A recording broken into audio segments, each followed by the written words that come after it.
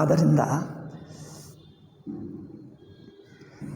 ಉಪಾಸಕನಿಗೆ ಉಪಾಸನಾ ಬಲ, ಮನಸ್ಸನ್ನು ಬ್ರಹ್ಮಲೋಕಕ್ಕೆ ಯೋಗ್ಯವಾದಾಗ ಮನಸ್ಸನ್ನು ತಯಾರು ಮಾಡಿಕೊಳ್ಳಬೇಕು. ಯೋಗ್ಯತೆ ಒಂದು ನೋಡಿ, ನೀವು ಯಾವುದೇ ಸಬ್ಜೆಕ್ಟ್ ಓದಲಿ, ನೀವು ಡಾಕ್ಟರ್ ಆಗ್ತಿರೋ, ಲಾಯರ್ ಆಗ್ತಿರೋ, ಇನ್ನೇನಾದರೂ ಕೆಲಸ ಮಾಡ್ತಿರೋ, ಇಂಜಿನಿಯರು, ಯಾವುದೇ ಒಂದು ಕೆಲಸ ಅಥವಾ ಯಾವುದೇ ಸಾಮಾನ್ಯ ಕೆಲಸ, ಯಾವ ಕೆಲಸನೇ ಮಾಡಬೇಕಂದ್ರೆ ಎರಡು ಬೇಕಾಗ್ತದೆ. ಒಂದು, ಆ ಕೆಲಸ ಮಾಡುವುದು ಕಲಿಯಬೇಕು. ಎರಡು, ಆ ಕೆಲಸ ಮಾಡುವುದಕ್ಕೆ ಸರಿಯಾದ ನಿಮ್ಮ ಮನಸ್ಸು, ನಿಮ್ಮ ಸಂಸ್ಕಾರ, ನಿಮ್ಮ ಒಲವು ಎಲ್ಲ ತಯಾರು ಮಾಡಿಕೊಳ್ಳಬೇಕು. ಮಾಡಲಿಕ್ಕೆ ಬರುತ್ತದೆ, ಉದಾಹರಣೆಗೆ ನೋಡಿ, ಕೆಲಸ ಮಾಡಲಿಕ್ಕೆ ಬರುತ್ತದೆ, ಮಾಡುವುದಂದರೆ ಹಬ್ಬ ತುಂಬ ಬೋರು, ನಮಗೆ ಇಷ್ಟವೇ ಇಲ್ಲ ಅಂದರೆ ಕೆಲಸ ಆಗಲ್ಲ. ನೀವು ಕೆಲಸ ಮಾಡುವುದು ಕಲಿಯಬೇಕು. ಡ್ರೈವಿಂಗ್ ಮಾಡುವುದು ಕಲಿಯಬೇಕು. ನಿಮ್ಮ ಮನಸ್ಸು, ನಿಮ್ಮ ಸಂಸ್ಕಾರ ಎಷ್ಟು ಹೊಂದಿಕೊಳ್ಳಬೇಕಂದ್ರೆ ಆ ಡ್ರೈವಿಂಗ್ ಕೆಲಸಕ್ಕೆ ನಿಮ್ಮ ಮನಸ್ಸು, ಕೈ, ಕಾಲು ಎಷ್ಟು ಹೊಂದಿಕೊಳ್ಳಬೇಕಂದ್ರೆ, ಡ್ರೈವರ್ ನೋಡಿ, ಎಕ್ಸ್ಪೀರಿಯನ್ಸ್ ಡ್ರೈವರು ಕೂತಿರ್ತಾರೆ, ಮಾತಾಡ್ತಾರೆ, ಎಲ್ಲ ವಿಷಯಗಳು, ಕತೆ ಹೇಳ್ತಾರೆ, ನೀವು ಹೇಳಿದ್ದೆಲ್ಲ ಕೇಳ್ತಾರೆ, ಎಲ್ಲ ಕೇಳ್ತಾರೆ, ಡ್ರೈವಿಂಗ್ ಮಾಡ್ತಾರೆ. ಯಾರೋ ಬಂದರೆ ಸಡನ್ಲಿ ನಿಲ್ಲಿಸ್ತಾರೆ. ಇದೇನಪ್ಪ ಅಂದರೆ ಎಷ್ಟು ಕೇಳಿದ್ದರೂ, ಮಾತಾಡಿದ್ದರೂ, ಮುಂದೆ ಏನಿದ್ದಾರೆ, ಹಿಂಗೆ ಎಲ್ಲ ಗೊತ್ತಾಗ್ತದೆ ಅವರಿಗೆ. ಅಂದರೆ ಡ್ರೈವಿಂಗ್ ಮಾಡುವುದೇ ಅಲ್ಲ, ಮನಸ್ಸಿನ ಸಂಸ್ಕಾರ, ಶರೀರ, ಇಂದ್ರಿಯ, ಮನಸ್ಸು ಅದಕ್ಕೆ ಹೊಂದಿಕೊಂಡು ಅಭ್ಯಾಸ ಆಗಿರಬೇಕು ಅಲ್ಲವೇ? ಯಾವ ಕೆಲಸವೂ ಅಷ್ಟೇ, ಕೆಲಸ ಜೊತೆಗೆ ಅದಕ್ಕೆ ಒಲವು, ಸಂಸ್ಕಾರ ತಯಾರಾಗಬೇಕು. ಹಾಗೆ ವೇದಾಂತಕ್ಕೂ ಹಾಗೆಯೇ. ಉಪಾಸಕ ನೀವು ಬ್ರಹ್ಮಲೋಕ ಪ್ರಾಪ್ತಿ ಆಗಬೇಕಂದ್ರೆ ಇಷ್ಟ ದೇವತಾ ವೈಕುಂಠ ಅಥವಾ ಕೈಲಾಸ ಯಾವುದೇ ಹೇಳಿ, ಅಥವಾ ಏನು ಮಣಿದ್ವೀಪ, ನೀವು ದೇವಿ ಭಕ್ತರಾದರೆ ಮಣಿದ್ವೀಪ, ಆ ಲೋಕಕ್ಕೆ ಹೋಗಬೇಕಂದ್ರೆ ಲೋಕಕ್ಕೆ ಅನುಗುಣವಾದ ನಿಮ್ಮ ಮನಸ್ಸು ತಯಾರಾಗಬೇಕು, ನಿಮ್ಮ ಬುದ್ಧಿ ತಯಾರಾಗಬೇಕು. ನಿಮ್ಮ ಶರೀರ, ಇಂದ್ರಿಯಗಳು, ನಡತೆ, ಕುಳಿತಿರುವುದು, ತಿನ್ನುವುದು, ಮಾತಾಡುವುದು ಎಲ್ಲವೂ, ಶರೀರವೆಲ್ಲದಕ್ಕೆ ಹೊಂದಿಕೊಳ್ಳಬೇಕು. ಪೂರ್ತಿ ಸಂಸ್ಕಾರ ಹಾಗೆ ತಯಾರಾಗಬೇಕು. ಆವಾಗ ನಿಮ್ಮ ಆ ತರಹ ಸಂಸ್ಕಾರವಾದರೆ ನೀವು ಶರೀರ ಬಿಟ್ಟ ನಂತರ ಆ ಬ್ರಹ್ಮಲೋಕಕ್ಕೆ ಹೋಗಬಹುದು. ಅಷ್ಟೇ, ಇದೇ ಸಿಂಪಲ್ ಥಿಂಗ್. ಸ್ವರ್ಗಕ್ಕೆ ಹೋಗಬೇಕಾದರೆ ಸ್ವರ್ಗಕ್ಕೆ ಯೋಗ್ಯವಾದ ಮನಸ್ಸು ತಯಾರಾಗಬೇಕು. ಆವಾಗ ಶರೀರ ಬಿಟ್ಟ ನಂತರ ನಿಮ್ಮ ಮನಸ್ಸು ಆ ಕಡೆಯೇ ಹೋಗುತ್ತದೆ. ಅವರು ಯಮಭಟರು ನಿಮ್ಮನ್ನು ಆ ಕಡೆಗೆ ಬಿಟ್ಟು ಬಿಡ್ತಾರೆ. ಆ ದೇವರಿಗೆ ಒಪ್ಪಿಸ್ತಾರೆ. ಆ ದೇವರು ಬಂದು ದಕ್ಷಿಣಾಯನ ಮಾರ್ಗ, ಸ್ವರ್ಗಲೋಕ ಅಂದರೆ ದಕ್ಷಿಣಾಯನ ಮಾರ್ಗ, ವೈಕುಂಠ ಲೋಕ ಅಂದರೆ ಉತ್ತರಾಯಣ ಮಾರ್ಗ. ಈ ಮಾರ್ಗಗಳು ಪೂರ್ತಿ ಬೇರೆ ಏನಲ್ಲ. ಪ್ರಾಣ ಬಿಟ್ಟ ನಂತರ ಸ್ವಲ್ಪ ಮಟ್ಟಿಗೆ ಎರಡಕ್ಕೆ ಒಂದೇ. ದಕ್ಷಿಣಾಯನ ಮಾರ್ಗದಿಂದಲೇ ಹೋಗ್ತಾನೆ. ಸ್ವಲ್ಪ ಮಟ್ಟಿ ಆದ ನಂತರ ಈಗ ಸ್ವಲ್ಪ ದಕ್ಷಿಣಾಯನವರು ಇಲ್ಲೇ ಇದ್ದು ಬಿಡ್ತಾರೆ. ಸ್ವರ್ಗಕ್ಕೆ ಹೋಗುವವರು, ವೈಕುಂಠಕ್ಕೆ ಹೋಗುವವರಿಗೆ ಅಲ್ಲಿಂದ ಸ್ವಲ್ಪ ಪಕ್ಕಕ್ಕೆ ತಿರುಗಿ ಮತ್ತೆ ಈಗ ಇನ್ನೂ ದೂರ ಅವ್ರ ದಾರಿ ಇನ್ನೂ ಹೆಚ್ಚಿರುತ್ತದೆ. ಹಾಗೆ ಆದ್ದರಿಂದ ಈಗ ನರಕ ಅಂದರೆ ಈಗ ಯಮಭಟರು ಇಲ್ಲಿಗೆ ಹೋಗ್ತಾರೆ. ನಿಮ್ಮ ಸ್ವರ್ಗವನ್ನು ಕರ್ಕೊಂಡು ಹೋಗಲ್ಲ, ಇಲ್ಲಿಗೆ ಬೇರೆಯೇ. ಪ್ರಾರಂಭದಲ್ಲೇ ಪಕ್ಕಕ್ಕೆ ಅಥವಾ ಪಶು ಪಕ್ಷ ಪ್ರಾಣಿ ಜನ್ಮವೋ ಅಥವಾ ನರಕನೋ ಅಂದರೆ ಈಗ ಬೇರೆ ಕಡೆನೇ. ನರಕ ಯಾರು ಹೋಗ್ತಾರಂದರೆ ಸಾಮಾನ್ಯ ಜನರು, ನಮ್ಮಂಥ ಜನರು ನರಕಕ್ಕೇನು ಹೋಗಲ್ಲ. ನೀವು ಗರುಡ ಪುರಾಣ ಕೇಳ್ತಿರಲ್ಲ, ಅದು ನೋಡಿ ನೀವೇನು ಹೆದರ್ಕೊಳ್ಳಬೇಕಾಗಿಲ್ಲ. ಯಾರು ಹೆದರ್ಕೊಳ್ಳಬೇಕಂದ್ರೆ ಅತ್ಯಂತ ದುಷ್ಟರಿರುತ್ತಾರೆ ನೋಡಿ. ಇನ್ನೊಬ್ಬರಿಗೆ ಮೋಸ ಮಾಡುವುದು, ಅನ್ಯಾಯ ಮಾಡುವುದು, ಅವರ ಪ್ರಾಪರ್ಟಿ ಕಿತ್ತುಕೊಳ್ಳುವುದು, ಹತ್ಯೆ ಮಾಡುವುದು, ಮೋಸ ಮಾಡುವುದು, ತಾಯಿ ತಂದೆಯನ್ನು ಬೀದಿಯಲ್ಲಿ ಬಿಟ್ಟು ಬರುವುದು. ಈಗ ಇಂಥದ್ದು ಪಾಪ ಮಾಡಿದ್ದರೆ ಅವಶ್ಯವಾಗಿ ಯಮಭಟರು ಹಿಡ್ಕೊಳ್ತಾರೆ ಅಲ್ಲವೇ? ಎರಡು ಬಗೆ ನೋಡಿದ್ದೇವೆ. ತಾಯಿ ತಂದೆ ಮುದುಕರಾದರೆ ಅವರನ್ನೇನೋ ಆಟೋದಲ್ಲಿ ಅಲ್ಲೆಲ್ಲೋ ಕೂರಿಸಿಬಿಟ್ಟು ಎಲ್ಲಿಗೋ ದೂರಕ್ಕೆ ಕರ್ಕೊಂಡು ಹೋಗಿ ಇಳಿಯೋ ಎಂದು ಹೇಳ್ತಾರೆ. ಏನಾಯಿತು ಅಂದರೆ ಅಲ್ಲಿ ಇಳಿದ ತಕ್ಷಣವೇ ಇವನ ಆಟೋ ಹತ್ತಿ ಹೋಗಿಬಿಡ್ತಾನೆ ಅಷ್ಟೇ. ಇದು ಎಲ್ಲಿ ಬಂದಿದ್ದೀವೋ ಯಾವ ಕಾಲನೂ ಏನೂ ಗೊತ್ತಿಲ್ಲ, ಅಲ್ಲೆಲ್ಲೋ ಬಿಟ್ಟು ಹೋಗ್ತಾರೆ ತಾಯಿ ತಂದೆಯನ್ನು, ಮುದುಕರು. ಮಕ್ಕಳನ್ನು ಬಿಡುವುದು ನೋಡಿದ್ದೀನಿ. ಇಲ್ಲಿ ಇಂಡಿಯಾಕ್ಕೆ ಬಂದಿಲ್ಲ, ಅದು ಬರ್ತದೆ. ನಮ್ಮ ಜನರು ಡೆವಲಪ್ ಆಗ್ತಾ ಇದ್ದಾರೆ, ವಿಕಾಸಗೊಳ್ತಾ ಇದ್ದಾರೆ. ವಿದೇಶಿಯರು ಮಕ್ಕಳನ್ನು ಇಲ್ಲಿ ಎಲ್ಲೋ ಬೀದಿಯಲ್ಲಿ ಹಾಕಿಬಿಡ್ತಾರೆ. ಯಾರು ನೋಡ್ತಾ ಇದ್ದಾರೆ? ಎಲ್ಲಿ ಪಾರ್ಕ್ನಲ್ಲೂ ಎಲ್ಲೋ ಸಣ್ಣ ಮಗು, 3 ತಿಂಗಳು 6 ತಿಂಗಳ ಮಗುವನ್ನು ಕರ್ಕೊಂಡು ಹೋಗಿ ಅಲ್ಲಿ ಯಾರಿಲ್ಲ ಇಂದ ಅಲ್ಲಿ ಪಾರ್ಕ್ನಲ್ಲಿ ಎಲ್ಲ ಬಿಟ್ಟು ಹೋಗ್ಬಿಟ್ರೆ ಅಷ್ಟೇ. ತಾಯಿ ವಿಕಾಸಗೊಳ್ತಾ ಇದ್ದಾರಲ್ಲ, ಅಮೆರಿಕಾದಲ್ಲಿ ಆಗ್ತದೆ, ಇಂಡಿಯಾಕ್ಕೆ ಬಂದುಬಿಡ್ತದೆ. ನಮ್ಮ ಜನರು ಫಾಸ್ಟ್ ಡೆವಲಪ್ಮೆಂಟ್ ಇಂಡಿಯಾ, ಬೇಗ ಡೆವಲಪ್ ಆಗ್ತಾ ಇದ್ದಾರೆ, ಬಂದುಬಿಡ್ತದೆ ಇಲ್ಲಿಗೆ. ಇಂಥ ಇನ್ಹ್ಯೂಮನ್, ಅಮಾನುಷವಾದ ಕೆಲಸ ಮಾಡಿರುವವರಿಗೆ ಗರುಡ ಪುರಾಣದಲ್ಲಿ ಹೇಳಿದ್ದೆಲ್ಲ ಆಗುತ್ತದೆ. ಯಾರೂ ಅಷ್ಟು ಕೆಟ್ಟ ಮಾಡಲ್ಲವೋ, ಏನೋ ಸಣ್ಣ ಪುಟ್ಟ ಕೋಪ ತಾಪ ಏನೋ ಬೈಯೋದು, ಇದಕ್ಕೇನು ಅಷ್ಟು ನಿಮಗೆ ನರಕಕ್ಕೇನು ಹೋಗಲ್ಲ. ಆದರೆ ಅದಕ್ಕೆ ಪಾಪ ಇರುತ್ತದೆ, ಸ್ವಲ್ಪ ದುಃಖ ಅನುಭವಿಸಬೇಕು. ಆದರೆ ಯಾರು ಇನ್ನೊಬ್ಬರನ್ನು ಹಿಂಸಿಸುವಂತೆ ಪೀಡಿಸುವಂತೆ, ಮೋಸ ಮಾಡುವಂತೆ, ಅವರ ಆಸ್ತಿ ಕಿತ್ತುಕೊಳ್ಳುವುದು, ಅವರನ್ನು ಸಾಯಿಸುವುದು, ಅವರಿಗೆ ಮೋಸ ಮಾಡುವುದು, ಅವರನ್ನು ಹತ್ಯೆ ಮಾಡುವುದು, ಇಂಥದ್ದು ಮಾಡಿರುವ ಪಾಪ ಇದ್ದರೆ ನರಕವಶ್ಯ ಆಗುತ್ತದೆ. ಅಥವಾ ಅಧೋಗತಿ ಅಂದರೆ ಪಶು ಪಕ್ಷ ಜನ್ಮ, ಪ್ರಾಣಿ ಜನ್ಮ ಆಗುತ್ತದೆ. ಬಟ್ ಸಾಮಾನ್ಯರಿಗೆ ಸಣ್ಣ ಪುಟ್ಟ ಏನೋ ಮಾಡಿದ್ದಕ್ಕಿಲ್ಲ. ಅಂಥವರಿಗೆ ಮುಂದಿನ ಜನ್ಮ ಮನುಷ್ಯನೇ ಆಗಿದ್ದರೂ, ಮನುಷ್ಯ ಜನ್ಮನೇ ಆಗಿದ್ದರೂ ದುಃಖಗಳಿರುತ್ತವೆ. ಆದರೆ ವೇದಾಂತಕ್ಕೆ ಬಂದಿರುವವರು ಆ ಮಟ್ಟದಲ್ಲಿಲ್ಲ. ಅದೆಲ್ಲ ಯಾವಾಗಲೂ ದಾಟಿ ಬಂದಿದ್ದಾರೆ. ನರಕಕ್ಕೆ ಹೋಗುವ ಸ್ಥಿತಿ ಇಲ್ಲವೇ ಇಲ್ಲ. ಈವನ್ ಮನುಷ್ಯ ಜನ್ಮದಲ್ಲಿಯೂ ಕೆಟ್ಟ ಮನುಷ್ಯ ಜನ್ಮಕ್ಕಿಂತ ಇನ್ನೂ ಉತ್ಕೃಷ್ಟವಾದ ಸಜ್ಜನರು ಧರ್ಮಾತ್ಮರಾಗೇ ಇದ್ದಾರೆ ಹೊರತು ವೇದಾಂತಕ್ಕೆ ಬಂದಿರುವವರು. ಅದರಿಂದ ಗರುಡ ಪುರಾಣ ಓದಬೇಕಾಗಿಲ್ಲ, ಅದು ಅಷ್ಟು ನೋಡಿ ಹೆದರ್ಕೊಳ್ಳಬೇಕಾಗಿಲ್ಲ. ಏಕೆಂದರೆ ಬೇಕೆಂದು ಅಧರ್ಮ ಮಾಡುವವರು ಯಾರೂ ಇಲ್ಲ. ಅಂಥವರು ವೇದಾಂತಕ್ಕೆ ಬರಲ್ಲ. ಬೇಕೆಂದು ಅಧರ್ಮ ಮಾಡುವವರು ಯಾರೂ ಇಲ್ಲ. ಅವಕಾಶ ಸಿಕ್ಕಿದ್ದರೂ ಮಾಡಲ್ಲ. ಪಾಪಪ್ಪ, ಇಷ್ಟು ಮಾಡಿದ್ದರೆ ಎಷ್ಟು ದೊಡ್ಡ ಪಾಪ, ನಾವು ಮಾಡಲ್ಲ ಎಂದೇ ಹೇಳ್ತಾರೆ ಹೊರತು ಅವಕಾಶ ಸಿಕ್ಕಿದ್ದರೂ ಅಯ್ಯೋ ಇಷ್ಟು ದೊಡ್ಡ ಪಾಪ ಬೇಡ ಎಂದು ಮನಸ್ಸು ಯಾರಿಗೆ ಅನಿಸುತ್ತದೋ ಅಂಥವ್ರು ಅರ್ಜುನ ಹೇಳ್ತಾರಲ್ಲ, ನೀವು ದೈವಿ ಸಂಪದ ಅಪ್ಪ ಅರ್ಜುನ, ನೀವು ಬೇಜಾರು ಮಾಡಿಕೊಳ್ಳಬೇಡ, ನೀವು ದೈವಿ ಸಂಪದದಲ್ಲಿ ಹುಟ್ಟಿದವನು, ನಿನಗೇನು ದುರ್ಗತಿ ಆಗಲ್ಲ, ನಿಮಗೆ ಸದ್ಗತೆ, ನಿಮಗೆ ಆಧ್ಯಾತ್ಮಿಕ ವೇದಾಂತಕ್ಕೆ ನೀನು ಯೋಗ್ಯನಾಗಿದ್ದಿ, ನಿನಗೆ ದೈವಿ ಸಂಪದ ಇದೆ ಎಂದು ಹೇಳ್ತಾನೆ. ಹಾಗೆ ದೈವಿ ಸಂಪದ ಇರುವವರೇ ವೇದಾಂತಕ್ಕೆ ಬರ್ತಾರೆ. ಅದರಿಂದ ಅಷ್ಟು ಗರುಡ ಪುರಾಣ ಓದಿ ಹೆದರ್ಕೊಳ್ಳಬೇಕಾಗಿಲ್ಲ. ಅಂಥದ್ದು ನೀವೇನಾದರೂ ಮಾಡಿದ್ದಿದ್ದರೆ ನನಗೆ ಬೆಟರ್ ಈಗಲೇ ಪ್ರಾಯಶ್ಚಿತ್ತ ಮಾಡಿಕೊಂಡು, ಆಗಿ ಹೋಯ್ತಲ್ಲ ಬಿಟ್ಟಿದ್ದೇವೆ ಅಂದರೆ ಸುಮ್ಮನೆ ಬಿಡಬೇಡಿ. ಏನಾದರೂ ಅಂತ ಇನ್ನೊಬ್ಬರನ್ನು ಹೊಡೆಯುವಂಥ, ಇನ್ನೊಬ್ಬರನ್ನು ಏನು ಕೆಲವರಿಗೆ ಹೊಡೆಯುತ್ತಾರೆ ಅಲ್ಲವೇ, ಕೈಕಾಲು ಕಟ್ಟು ಹಾಕ್ತಾರೆ, ಅವರ ಆಸ್ತಿ ಕಿತ್ಕೊಂಡು, ಅಂಥದ್ದು ದೊಡ್ಡ ಪಾಪ ಮಾಡಿದ್ದಿದ್ದರೆ ಪ್ರಾಯಶ್ಚಿತ್ತ ಮಾಡಿಕೊಂಡು, ಇಲ್ಲದಿದ್ದರೆ ಅದನ್ನು ಹಿಡಿಯುತ್ತದೆ, ಬಿಡಲ್ಲ. ಅದು ಹಿಡಿಯುತ್ತದೆ. ಮುಂದಿನ ಜನ್ಮ ಆದರೂ ನೀವು ವೇದಾಂತ ಓದಿದ್ದರೂ ಬಿಡಲ್ಲ, ಅದು ಹಿಡಿಯುತ್ತದೆ. ಅಂಥ ದೊಡ್ಡ ಪಾಪ ಮಾಡಿದ್ದರೆ.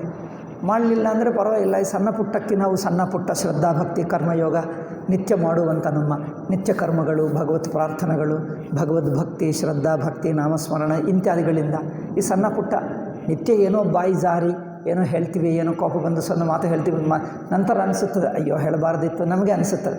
ಅಂದರೆ ಅಂಥ ಸಣ್ಣ ಪುಟ್ಟ ತಪ್ಪುಗಳಿಗೆ ನಮ್ಮ ನಿತ್ಯ ಕರ್ಮಗಳು ನಿತ್ಯ ಇದರಿಂದಲೇ ಹೋಗುತ್ತವೆ, ಪಾಪ ದೊಡ್ಡದೇನಾಗಲ್ಲ.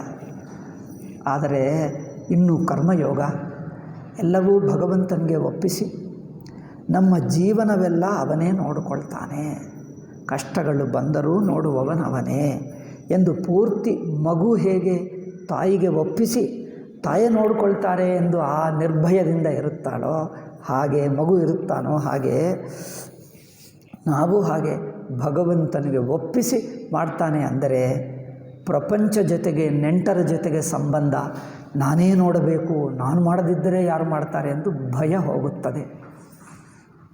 ಆ ಜವಾಬ್ದಾರಿ, ಆ ಭಯ, ಆ ಅಭಿಮಾನ, ಆಸಕ್ತಿ ಬಿಡುತ್ತದೆ.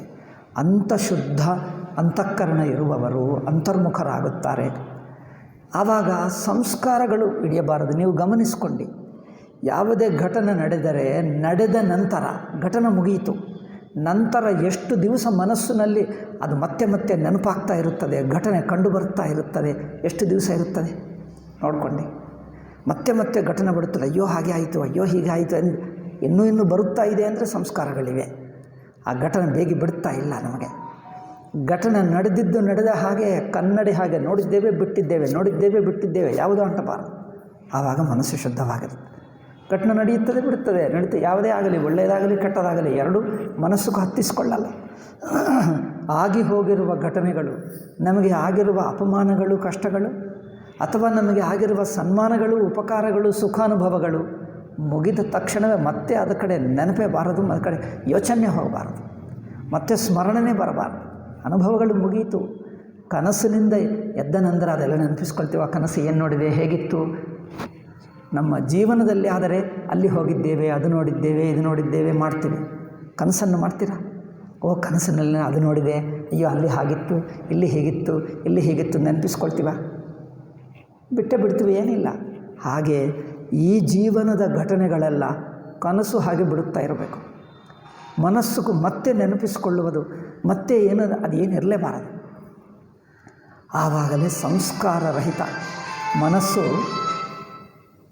ಮನಸ್ಸು ಸಂಸ್ಕಾರರಹಿತವಾಗುತ್ತದೆ, ಶುದ್ಧವಾಗುತ್ತದೆ ಅಲ್ಲವೇ? ಅಂತಃಶುದ್ಧ ಮನಸ್ಸು ಅಂತರ್ಮುಖವಾಗುತ್ತದೆ, ತತ್ವ ವಿಚಾರಕ್ಕೆ ಯೋಗ್ಯವಾಗ್ತದೆ. ಏಕೆಂದರೆ ಲೌಕಿಕ ವಿಷಯವು ನಮಗೆ ಇನ್ನೊಂದು ಲೌಕಿಕ ವಿಷಯದಲ್ಲಿ ಜೀವನದ ಅಭಿಲಾಷೆಗಳು, ಏನೋ ನಾನು ಆಗಬೇಕು. ಚಿಕ್ಕ ಮಕ್ಕಳಿಗೆ, ಯುವಕರಿಗೆ ನೋಡಿ, ನಾನು ಮುಂದೆ ಏನೋ ಆಗಬೇಕು, ಅದು ಸಾಧಿಸಬೇಕು, ಇದು ಸಾಧಿಸಬೇಕು, ಏನೋ ಸಾಧಿಸಬೇಕು, ಆಗಬೇಕು ಎಂಬ ಆಸೆಗಳಿದ್ದರೆ ಅದು ಹಿಡ್ಕೊಂಡು ಬಿಡ್ತದೆ, ಅದು ಹಿಡ್ಕೊಳ್ತದೆ. ಮನಸ್ಸಿಗೆ ಸಾಧಿಸತಕ್ಕದ್ದು ಏನೂ ಉಳಿಯಲಿಲ್ಲ. ಪ್ರಪಂಚದಲ್ಲಿ ಏನು ಸಾಧಿಸಿದ್ದರೂ ಅಷ್ಟೇ ಅರ್ಥ ಅಲ್ಲವೇ? ಸಾಧಿಸಿರುವವರ ಜೀವನ, ಸಾಮಾನ್ಯರ ಜೀವನ ಅಷ್ಟೇ ಇದೆ, ಏನು ವ್ಯತ್ಯಾಸ ಇಲ್ಲ ಅಲ್ಲವೇ? ಹೆಚ್ಚು ಸಂಪಾದಿಸಿದವರಿಗೆ ಹೆಚ್ಚು ಖರ್ಚಿರುತ್ತದೆ ಅಲ್ಲವೇ? ಹೆಚ್ಚು ಸಂಪಾದಿಸಿದ್ದರೆ ಅವರಿಗೆ ತುಂಬ ಹಣ ಪೂರ್ವಕಾಲದಲ್ಲಿ ಇರುತ್ತಿತ್ತು. ತುಂಬ ಧನಿಕ ಅಂದರೆ ಖರ್ಚು ಮಾಡುವುದಕ್ಕೆ ಅವಕಾಶವೇ ಇಲ್ಲ, ಸುಮ್ಮನೆ ಬೇಕಾದಷ್ಟು ಹಣ ಅಲ್ಲಿ ಇಟ್ಕೊಳ್ತಿದ್ದರು, ಏನು ಮಾಡೋಕ್ಕೆ ಆಗಲ್ಲ. ಆ ಕಾಲದಲ್ಲಿ ಕೊಂಡುಕೊಳ್ಳುವ ವಸ್ತುಗಳೇ ಇಲ್ಲ. ಈ ಕಾಲದಲ್ಲಿ ನಿಮ್ಮ ಯಾವ ಹಣ ಸಾಕಾಗಲ್ಲ. ಮಾಲ್ಗೆ ಹೋಗಿ ನೋಡು, ನಿಮಗೆ ಅನಿಸುತ್ತದೆ ನಿಮಗೂ 1 ಲಕ್ಷ ಇರಬಹುದು ತಿಂಗಳಿಗೆ. ಇನ್ನೊಂದು ಸಲ ತಿಂಗಳಿಗೆ 10 ಲಕ್ಷ ಎಂದು ಸಂಬಳ ಹೆಚ್ಚಾಯಿತು. ಹಬ್ಬ, ಈಗ 10 ಲಕ್ಷ ಆಯಿತಲ್ಲ, ಈಗ ಏನಾದರೂ ಕೊಂಡುಕೊಳ್ಳಬಹುದು ಅಂದರೆ ನೀವು ಕಾರು ಹತ್ತಿ ಅಲ್ಲೆಲ್ಲಿಗೋ ಹೋಗಿ ನಿಮಗೆ 10 ಲಕ್ಷ ಒಂದೇ ದಿವಸಕ್ಕೆ ಖರ್ಚಾಗ್ತದೆ, ಏನೂ ಉಳಿಯಲ್ಲ. ಈ ಕಾಲದಲ್ಲಿ ಹಣ ಕಮ್ಮಿ ಇದೆ, ಆಕರ್ಷಣ ವಸ್ತುಗಳು ಭಯಂಕರವಾಗಿವೆ. ಆದ್ದರಿಂದ ಈ ಕಾಲದಲ್ಲಿ ಧನಿಕ ಅಂದರೆ ಈ ಕಾಲದಲ್ಲಿ ವೈರಾಗ್ಯ ಬೇಗ ಬರುತ್ತದೆ ಅನಿಸುತ್ತದೆ. ಪೂರ್ವಕಾಲಕ್ಕಿಂತ ಈ ಕಾಲದಲ್ಲೇ ವೈರಾಗ್ಯ ಬೇಗ ಬರಬೇಕು. ಏಕೆಂದರೆ ಪೂರ್ವಕಾಲದಲ್ಲಿ ಧನಿಕರಾಗಿದ್ದರೆ ಖರ್ಚಾಗುವುದೇ ಇಲ್ಲ. ಯಾವ ವಸ್ತುವಾದರೂ ಅರ್ಧ ರೂಪಾಯಿಗೆ ಸಿಕ್ಕಿಬಿಟ್ರೆ ನೀವು ಮಾಡಿಕೊಂಡಿರೋ 1000 ರೂಪಾಯಿ ಏನು ಮಾಡಿಕೊಳ್ಳಬೇಕು? 1000 ರೂಪಾಯಿದೆ, 20 ರೂಪಾಯಿಗೆ ಅವ್ರ ತಿಂಗಳೆಲ್ಲ ನಡೆಯುತ್ತದೆ. 20 ರೂಪಾಯಿಗೆ ಅವರ ಜೀವನ ನಡೆದಿದ್ದರೆ 1000 ರೂಪಾಯಿ ಅಂದರೆ ಏನು ಮಾಡಿಕೊಳ್ಳಬೇಕಪ್ಪ, ಏನು ಮಾಡಬೇಕೋ ಗೊತ್ತಾಗಲ್ಲ. ಆ ಕಾಲದಲ್ಲಿ ಖರ್ಚು ಮಾಡುವುದಕ್ಕೆ ವಸ್ತುಗಳೇ ಇಲ್ಲ. ಎಲ್ಲಿ ಹೋಗಬೇಕು, ಎಲ್ಲಿ ಖರ್ಚು ಮಾಡಬೇಕು? ಇಲ್ಲವೇ ಇಲ್ಲ, ವಸ್ತುಗಳೇ ಇಲ್ಲ. ಆದ್ದರಿಂದ ಆ ಕಾಲದಲ್ಲಿ ಧನಿಕರು ಅಂದರೆ ಹೇಳಬಹುದು. ಈ ಕಾಲದಲ್ಲಿ ಎಷ್ಟು ಧನಿಕರೋ ಸಾಮಾನ್ಯರಿಗಿಂತ ಡಬಲ್ ಖರ್ಚು ಹೆಚ್ಚಾಗ್ತದೆ ಅಲ್ಲವೇ? ಖರ್ಚು ಹೆಚ್ಚಾಗ್ತದೆ. ಅದರಿಂದ ಧನಿಕರಿಗೆ ಅರ್ಥವೇ ಇಲ್ಲ. ಧನಿಕರಾಗಿದ್ದರೂ ಸಾಮಾನ್ಯರ ಹಾಗೆ ಅವರು ಓಡಾಡ್ತಲೇ ಇರಬೇಕು. ಅಯ್ಯೋ ನನಗೆ ಅದು ಹಣ ಬೇಕು, ಇರಬೇಕು, ಟೆಲಿಫೋನ್ ಮಾಡಬೇಕು, ಸಾಲ ತಗೊಳ್ಳಬೇಕು. ಏಕಪ್ಪ, ನಿಮಗೆ 10 ಲಕ್ಷ ಸಂಬಳ ಇರುವವನಿಗೆ ತಿಂಗಳಿಗೆ 10 ಲಕ್ಷನೋ 20 ಲಕ್ಷನೋ ಗೊತ್ತಿಲ್ಲ, ಅಷ್ಟಿರುವವನಿಗೆ ಇನ್ನೂ ಸಾಲ ಬೇಕಾ? ಹೌದು, ಇನ್ನೂ ಸಾಲ ಬೇಕು ಹೇಳ್ತಾರೆ. ಏನಪ್ಪ ಏನಾಯಿತು ಇಷ್ಟೆಲ್ಲ ಹಣ? ಅಯ್ಯೋ ನನಗೆ ಸಾಕಾಗ್ತಾ ಇಲ್ಲ, ಅಯ್ಯೋ ನನಗದಿಲ್ಲ, ಅಯ್ಯೋ ನೀನು ನೋಡ್ತಾ ಇದ್ದೀವೋ ಜಗಳ ಮಾಡುವವರು. ತಿಂಗಳಿಗೆ 5-5 ಲಕ್ಷ ಸಂಪಾದಿಸುತ್ತಿರುವವರು ಪತಿ ಪತ್ನಿಯವರು ಜಗಳ ಮಾಡ್ತಾರೆ. ಏಕೆ? ನಮಗೆ 5-5 ಇಬ್ಬರದು ಸೇರಿ 10 ಲಕ್ಷ ಸಾಕಾಗ್ತಾನೇ ಇಲ್ಲ. ಏನು ಮಾಡಬೇಕು ಅಂದರೆ, ಎಷ್ಟು ಇದ್ದರೂ ಹಣ, ಕೊನೆಗೆ ದುಃಖ ತಪ್ಪಲ್ಲ ನಿಮಗೆ. ಏಕೆಂದರೆ ಹೊರಗಿನ ವಸ್ತುಗಳಿಂದ, ಭೋಗದಿಂದ, ಕಂಫರ್ಟ್ನಿಂದ, ಸೌಕರ್ಯದಿಂದ ಸುಖ ಬರುತ್ತದೆ ಅಂದ್ಕೊಂಡರೆ ಮಾತ್ರ ಅದು ಮೋಸವೇ. ಹೊರಗಿನ ಸೌಕರ್ಯವು ಸುಮ್ಮನೆ ಕೈ ಕಾಲು ನೋವಾಗದೇ ಇರೋದಕ್ಕೆ ಸ್ವಲ್ಪ ಕುರ್ಚಿ ಅಷ್ಟೇ ಹೊರತು, ಕುರ್ಚಿಯಲ್ಲಿ ಕೂತ್ಕೊಂಡರೆ ಸೌಖ್ಯ ಬರುತ್ತದೆ, ಈ ಸೌಖ್ಯಕ್ಕೋಸ್ಕರ ನಾನು ಹುಟ್ಟಿದೆ ಅಂದ್ಕೊಂಡರೆ ಮಾತ್ರ ಮೋಸ, ಅದು ಸಂಸಾರವೇ. ಕುರ್ಚಿಯಲ್ಲಿ ಕೂತಿದ್ದರೆ ಈ ಸೌಖ್ಯಕ್ಕೋಸ್ಕರ ನಾನು ಹುಟ್ಟಿದೆ, ಆಹಾ ಎಷ್ಟು ಆನಂದವಾಗಿದೆ ಅನಿಸಿದ್ದರೆ ಅದು ನಿಮಗೆ ಭೋಗಪರಾಯಣ ಆಗಿಬಿಟ್ಟಿತು. ಕೈಕಾಲು ನೋವಾಗದಿರುವುದಕ್ಕೆ ಕುರ್ಚಿ ಅಷ್ಟೇ, ಇಲ್ಲದಿದ್ದರೆ ಕುರ್ಚಿಗೇನು ಅರ್ಥವಿಲ್ಲ. ತುಂಬ ಹೊತ್ತು ಕೂತಿದ್ದರೆ ಸ್ವಲ್ಪ ಇಲ್ಲಿ ನೋವಾಗ್ತದೆ, ನೋವಾಗಬಾರ್ದು ಅಷ್ಟೇ, ಅದಕ್ಕಿಂತ ಹೆಚ್ಚೇನು ಅರ್ಥ ಇಲ್ಲ.